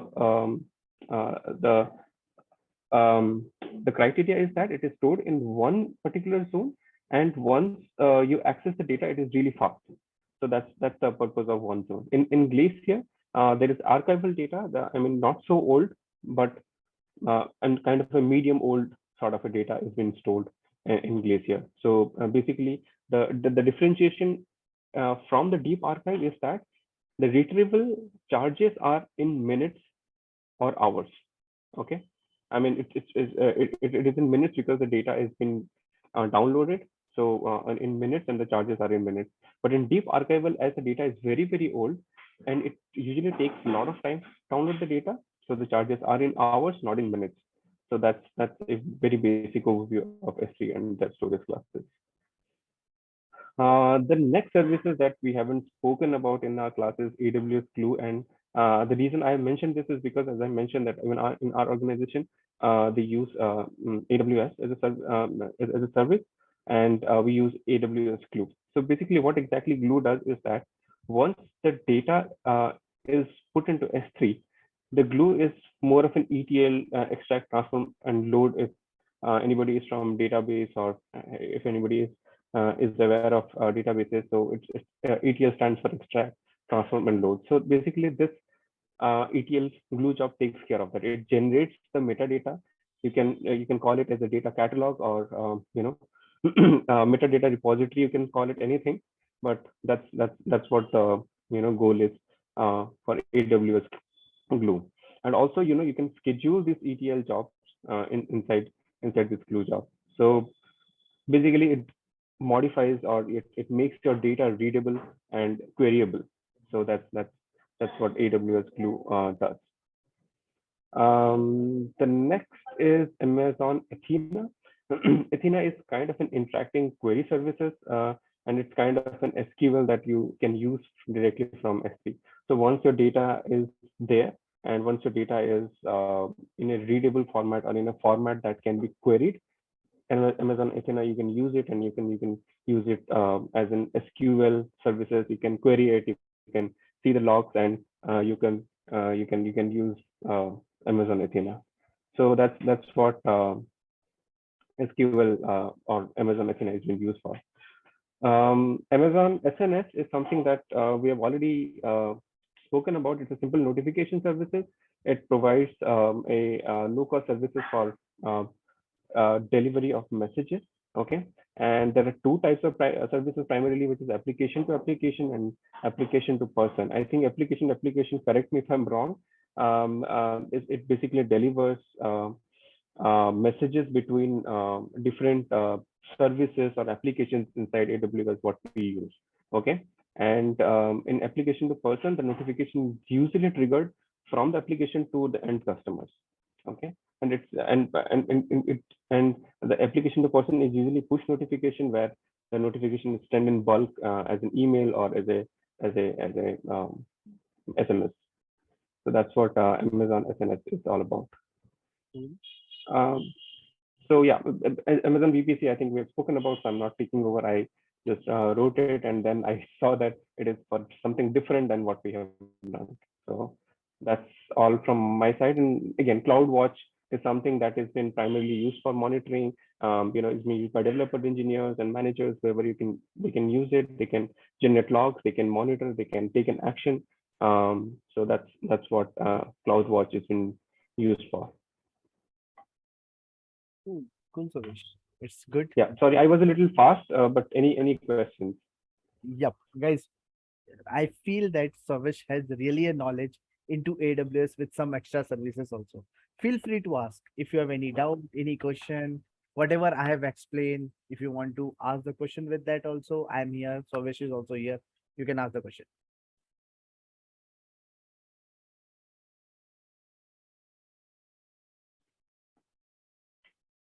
Any question? Yes, sir. One question from my side. Go ahead. In the very short, what is the CloudWatch of Amazon? How you can define it? Yes, like I've already mentioned, CloudWatch is a monitoring services that has been provided by AWS to monitor everything and anything that is available in AWS. Okay, you can monitor primarily for logging purposes. Any issues arises, and you want to know how much is the cost utilization, how much is the memory utilizations, all of these stuff can be monitored using CloudWatch. All right. Thank you so much. Good. You can consider it as a continuous monitoring tool, CloudWatch. Nice. Let me take the screen back where we are.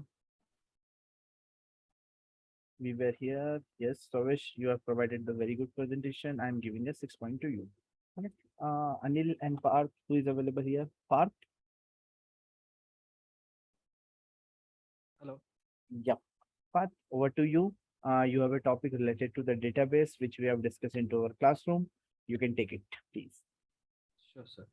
Yep. I'm sharing my screen. Yep. Anil, you can also be ready. If Parth missed something, you can add some points. Yeah, Parth, you can share your screen. Kindly let me know once it's visible. Yep. Not yet. Not yet. The fourth option, share screen. You have to choose the full screen and then you can. Yep, we are able to see your screen.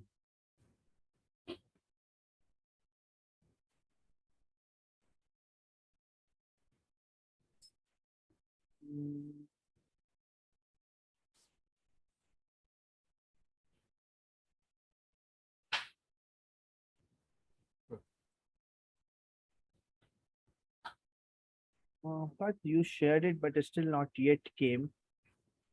Okay, like it's hanging a lot. Look like, yes. Okay, you can speak in between, it will come, no worries. Okay, no problem. Like as already you already know that my topic is AWS and databases. So I'm going to speak something on RDS AWS database, that is the relational database service. But before that, I want to give some information on what actually a database is. So normally a database is what we can say where we store data. Database is something where we can store the data. Sir, may I know if the screen is being Yeah, shared it's now? visible. It's visible. We are able to see your screen. Yes, your PPT is, yes. So these are the topics which I would be covering. What is database, types of databases, then AWS database RDS, and how to create an EC2 instance and connect to the RDS. So first, let us understand what a database is. It is an organized collection of data, generally stored and accessed electronically from a computer system. A database is made up of collection of tables that store specific structured data. It is something where we can store the data in the form of tables in other formats as well, which we will discuss in the next topic, like different types of data. So database is organized in a collection format, and we can easily access, manage, create, delete anything, whatever we want to do with the data, we can do with the database. And the tool that is being used for this managing the database is known as the database management tool. What is DBMS actually? It is the software that identify or manage and create a database that provides administrative access to the data. We can, as I already said, that we can create, update, insert, delete, anything we can do in that database manage by the help of database management tool into the database with the data, whatever we can do. Now let's come to the different topics, like types of database. What are the different types of database? There are two types of databases. One is relational database, one is non-relational database. Now let us understand what is relational database. A relational database is the database management system in which data is stored in distinct tables where they can be accessed or resembled in different ways under user-defined relational table. What is non-relational database? Here the database architecture is that where it is not built around tables.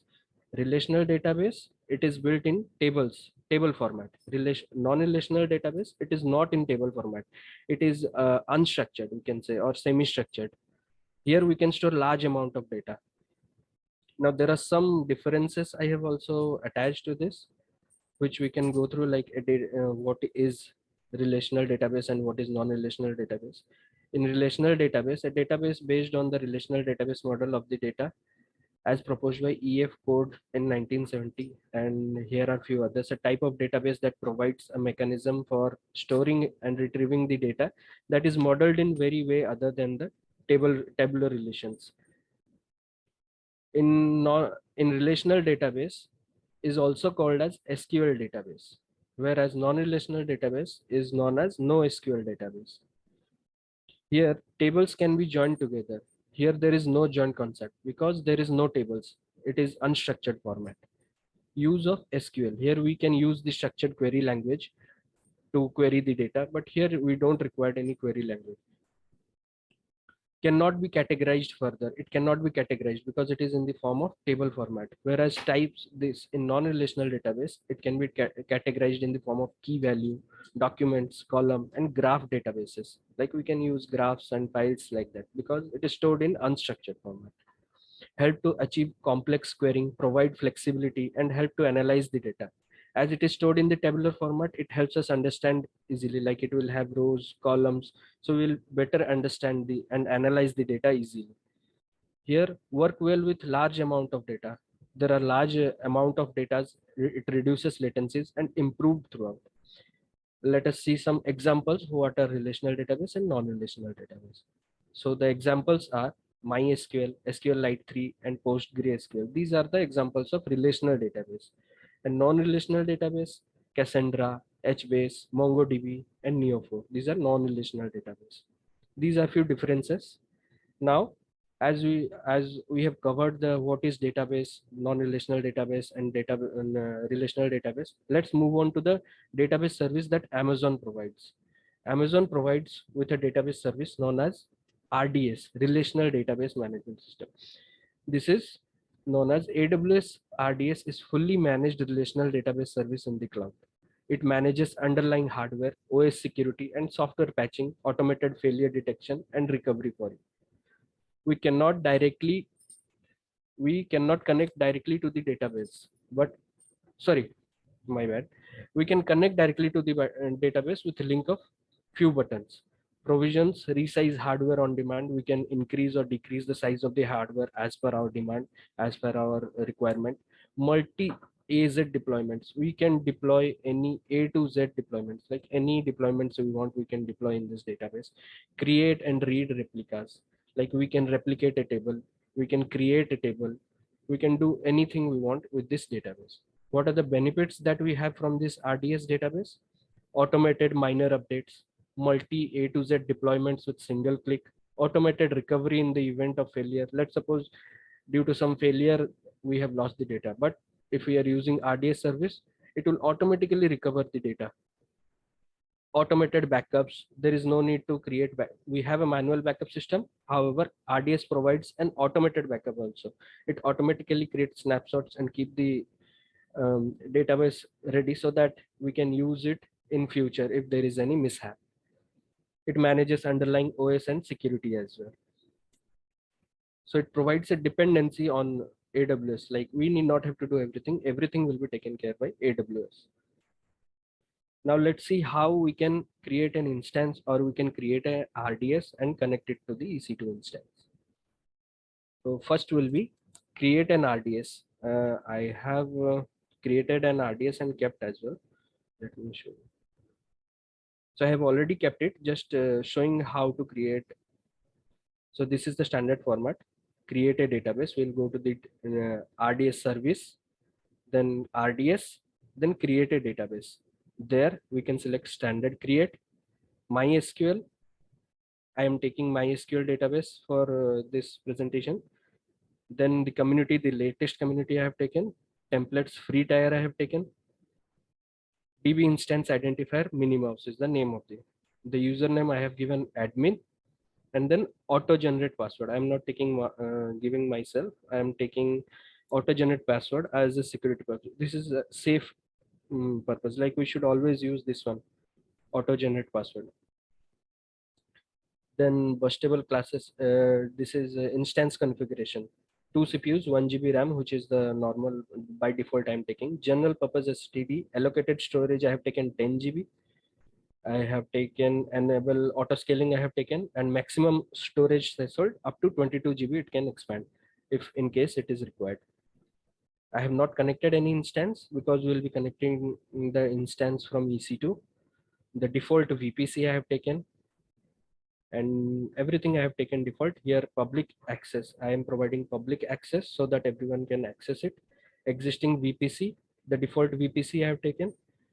Availability zone is no preference, and password I am taking password and IAM database authentication so that IAM users can use it as well. Here I have enabled enhanced monitoring, that is every 60 seconds monitoring will be going through. Post that I'll create a database. Here on clicking on this create database, my database will get generated with the database name Minimouse. So I have already created and kept it. This is the database Minimouse, and this is the configuration that I have taken, which I already showed you now. DBS and Minimouse. This is the instant type T3 micro 2 CPU 1 GB, username admin1, and the password I have kept it. I'll show you. And these all things. Storage is 10 GB and maximum threshold 22 GB. This is the configuration of the database that we have created. Now let's go and see, create EC2 instance and connect to it. Here is the EC2 instance that I have already created. I'm just showing how to create, how I have gone through the process. So this is the name of the instance, presentation on RDS, Amazon, Linux is the operating system which I took. This is the configuration, 62-bit, T2 micro, 1 CPU, 1 GB memory, which is the free tier. Key pair, which I had already created one key pair to connect. This is the key pair that I had taken. Create security group. Here I'm not taking, not creating, because I want the same security group to get connected to the RDS. So it will be the same. There I have taken in RDS the default security group. So I will be taking the default security group here as well. This is my default security group. Now configuration storage, it's the same, which is by default it is there, 8 GB and GB.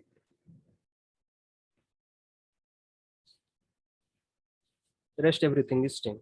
Now I'm launching the instance.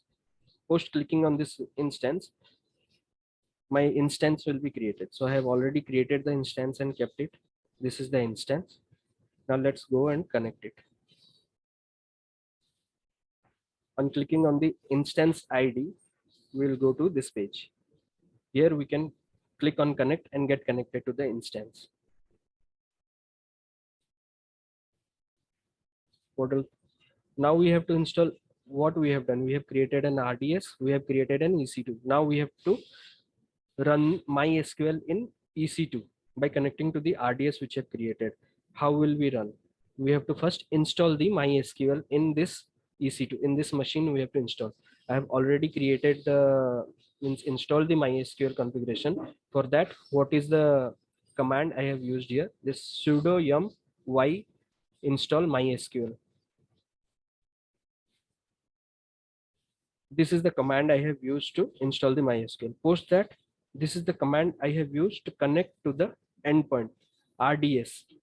From EC2, I have used this command to connect to the RDS MySQL -h endpoint name. Endpoint name, where we can get that? This is my in RDS Minimouse. By clicking this, we'll get to this page. Connectivity and security. This is my endpoint. This is the endpoint or URL we can say, by which you can click on this link and get connected. And the port that has been used is 3306. This is the port to connect to MySQL server. So MySQL H, this is the link, -h, this is the URL, then -u username, -u username. Username what I had given, admin1. Username is admin1. Okay, I have kept it here. These are the things we have. So my username is admin1. This is my password. This gets generated when we create an RDS. in first instance. And this is the password, -p, along with that this one, password, -p and password. There should be no space in between p and password to get already created. So this is the link of my database. If I click on this link,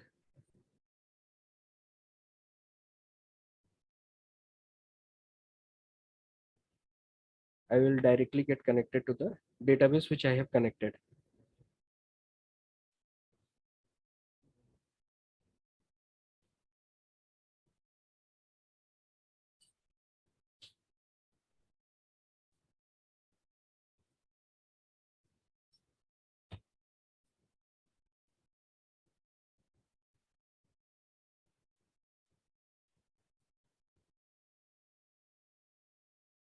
H is missing.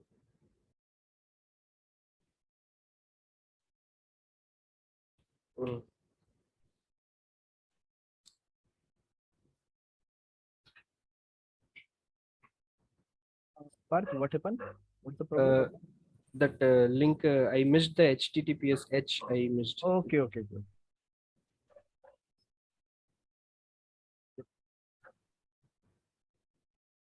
So in the meantime, while it is loading, let me show you how we get connected to that. So this is my desktop.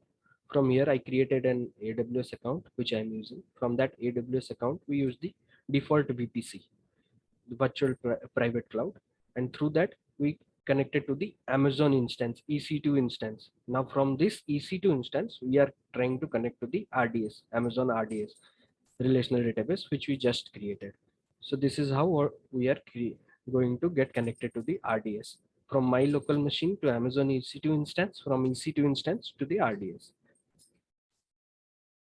So this is the link which I showed you already. This is my RDS. Now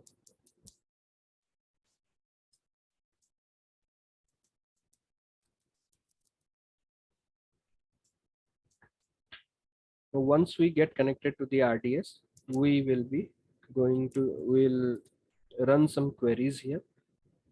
Here are few queries which we have already used it. I am using these queries. I have added 1-2 extra queries which we can run it here. Let me see this one. So these are the queries which I have already run and kept it in order to save time. So first one is show databases. This is show databases. Before that, I have created one database for which I have used create database DB. By creating database, I am adding database to the RDS. So show database is showing me how much. See, this is the DB. This is the database which I had created. This is the information schema. These all things are there in the database. Now we have to go into this DB and run queries. So I have used use DB. Use DB will let you get inside this database. Post that, I have selected select star from customers just to check what I have already created this customer table into this create table customers int. Hence it is showing. So it is showing that selects on selecting select star customers. It is showing that empty set. It is saying me empty set because I have already created the customers table into the database. Now I have added what I have done. I have added some values because it is an empty set. So I am adding some values for which I have used insert into customers values and the data. What are the values? 101, this 101 Rahul Delhi. Post that, I have selected the star statement, select star from customers. It has given me the table. Now what is there? This is the table. Now let's use this command, update command.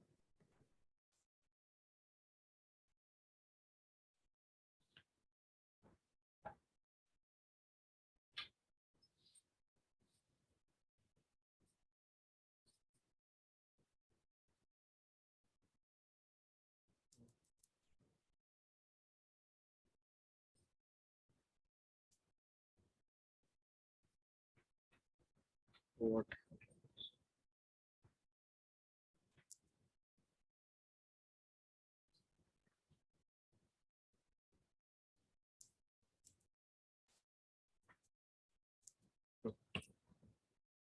So we have made some changes. What update command will do, what I have written here, update customers, set name Bob, city London, where ID is 101. What this command will do, where it will search for the ID.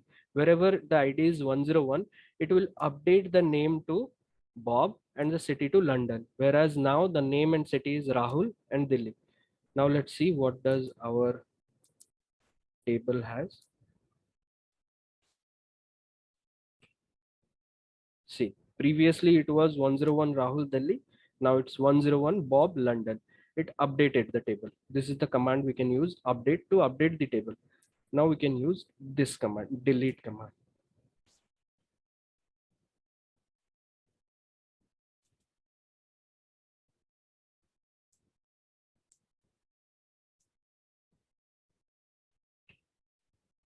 Query okay, one row affected. Let's see now what is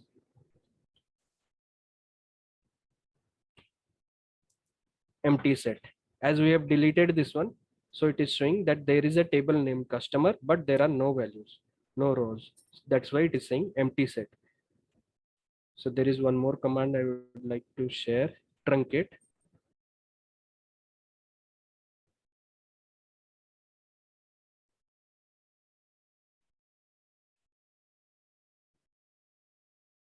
Truncate table customer, delete command and truncate command. Delete will delete the rows one by one, whereas truncate will delete the table totally. And now my customers table is deleted. Now if I see this one, select star customers, copy, paste.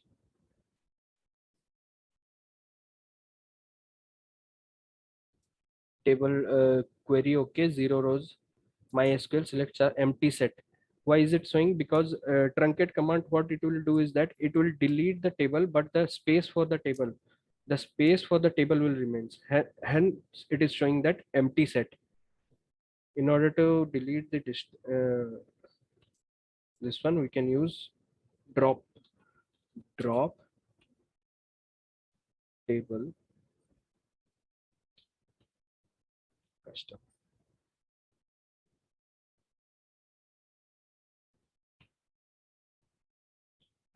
Queries okay, 0 row affected. Now let's see what it says.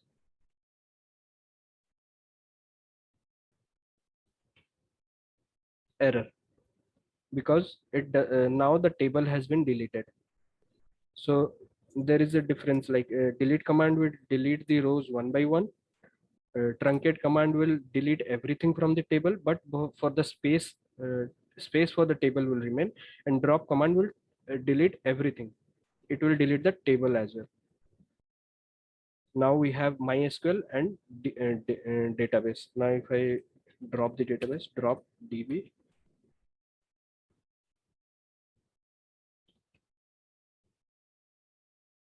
SQL Server.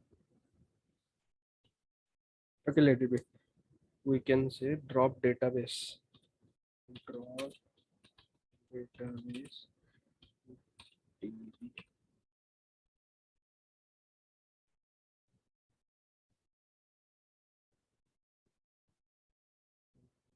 Another SQL syntax, check the manual corresponds to your manual version.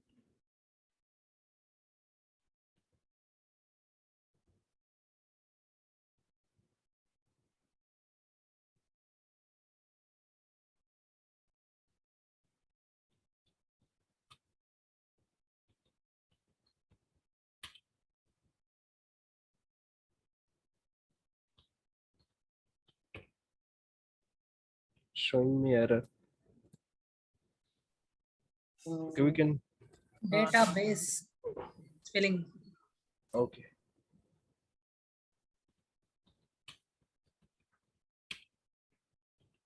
BASE. BASE.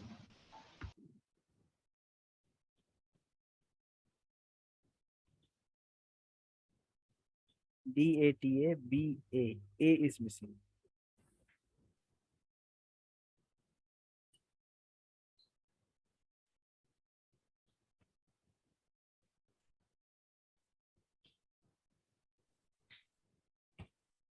No, nobody. You drop DROP, some spelling mistake. You can check. Okay.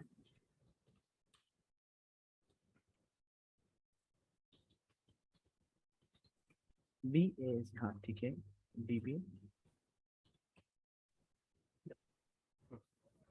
Query okay, 0 rows affected. So it deleted the database. Now it is showing MySQL none because I have deleted the database as well. Now we are into the first step where we had started. So we can say show database.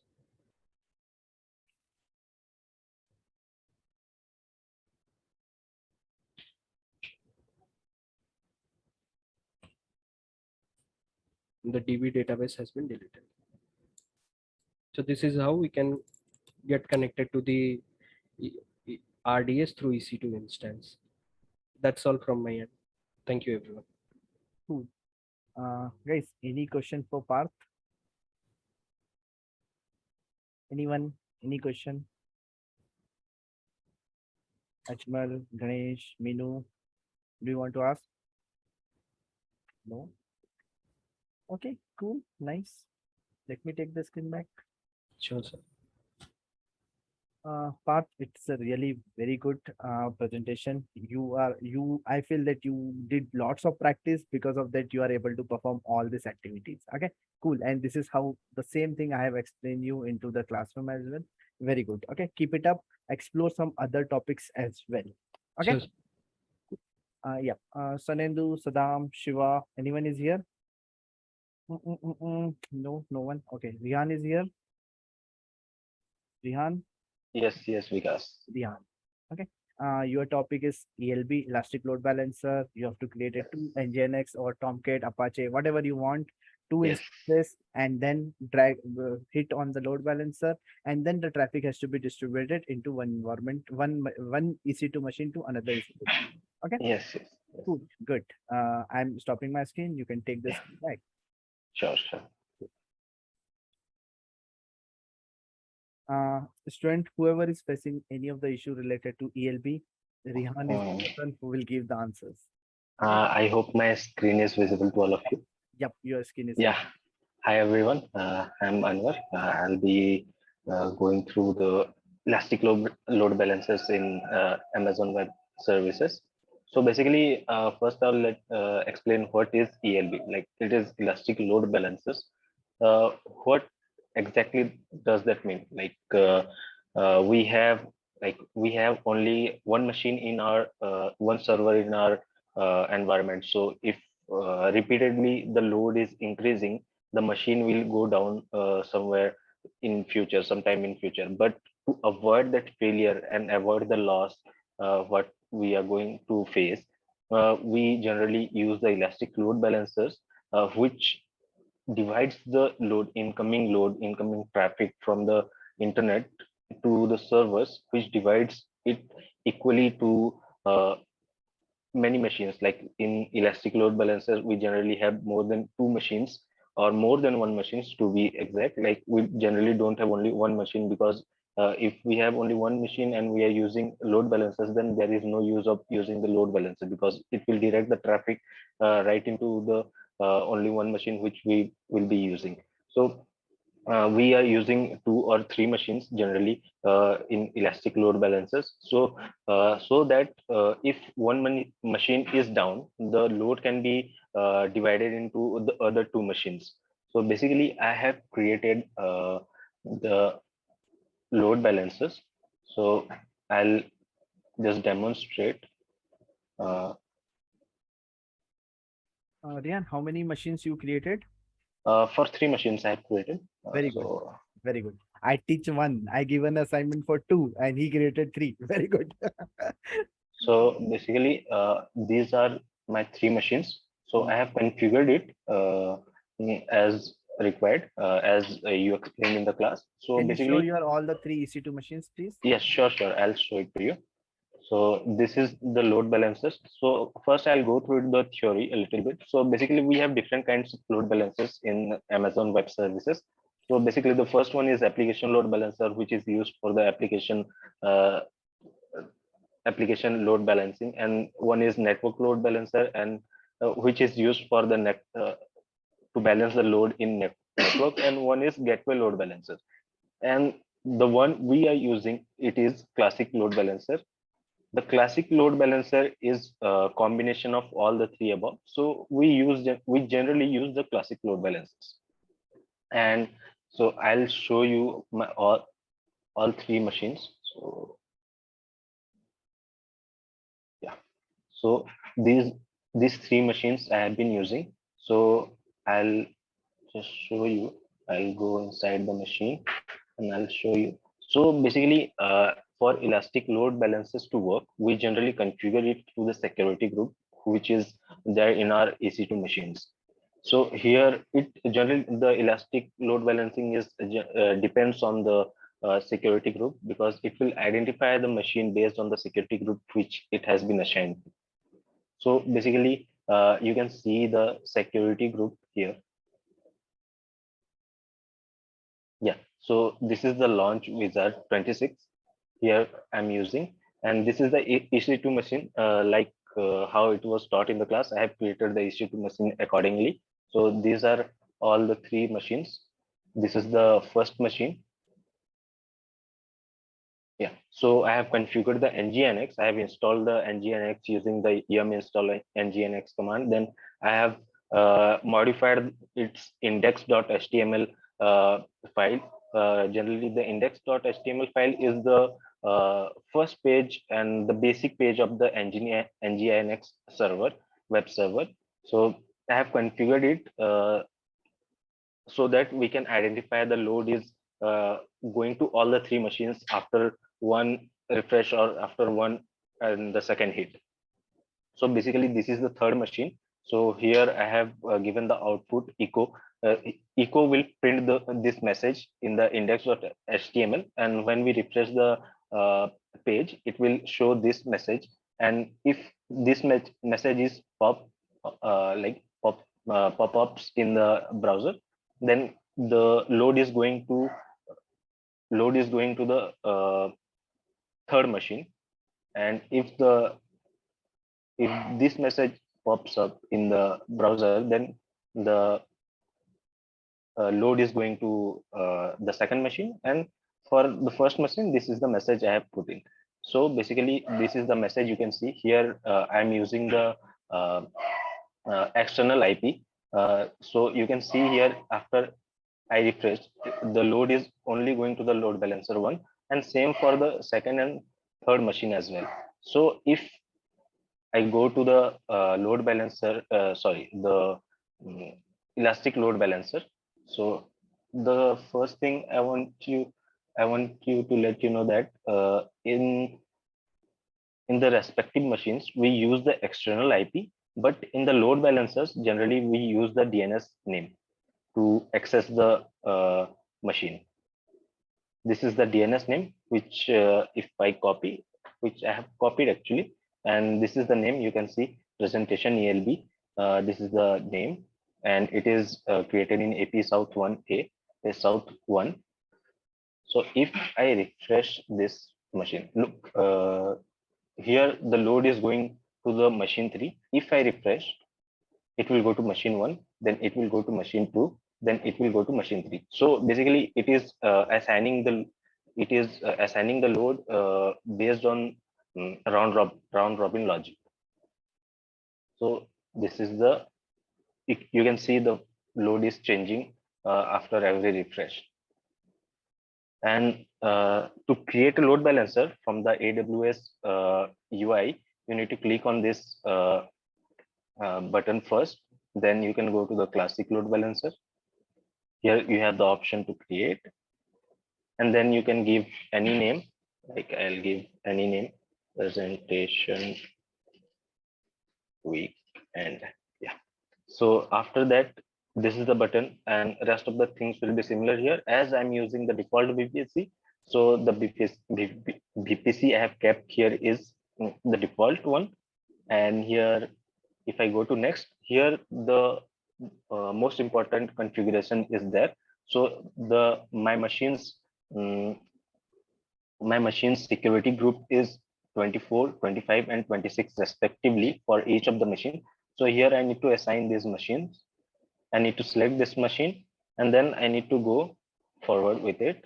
Here, basically, it is asking us to assign a listener, which is assigned by default.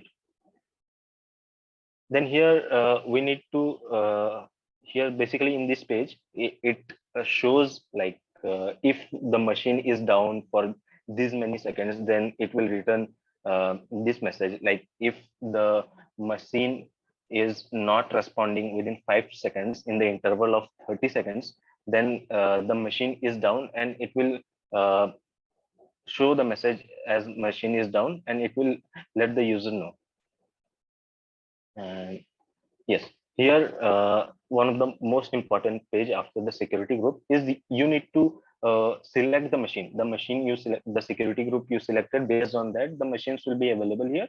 So here you will be able to select the machine, and here you need to add tags, which is basically not mandatory. So I am not selecting it right now. And then review and create. Here you can review all the settings which you have done in the earlier pages. And finally, if you click in the create button, the same will be created. So if I show you this, after I click on the create button, this is what will be created and will be displayed in the load balancers tab. If you go to description,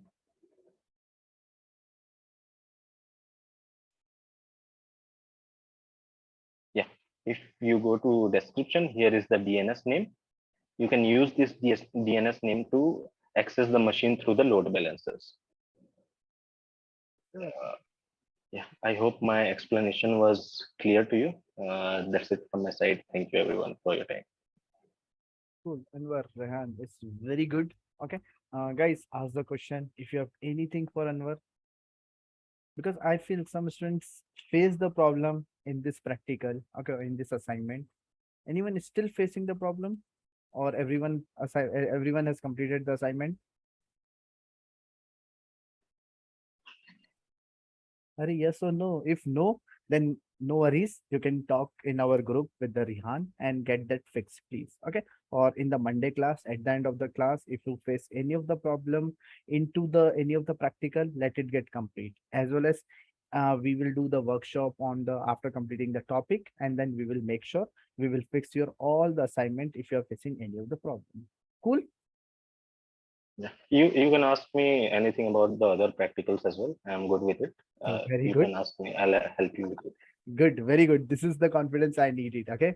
Yes, very good. Okay. Anwar, you did all the practicals? Yes, I have completed 2 or 3 times every practical. Very good, very good. Okay, nice. Cool. Let me take the screen back. Yeah, sure. Yep. And Rihan, yes, you did the very well presentation. I'm giving the 6 point to you. Okay. Beyond the expectation. Yes, you are very good. Okay, cool. Guys, I have updated all the points. Some student who missed it, Meghna, I don't know how I forgot it. I haven't assigned anything or you haven't tell anything. But Meghna, I given next presentation. You have to come in front and you have to give the Anil. You have to come. Utkarsh, you must have to come. Utkarsh is not here, but he has to come. And yes, we will do after 2 weeks. And be prepared. Topics are already here. And next 2 weeks, this will be a little bit tough as compared to today's one.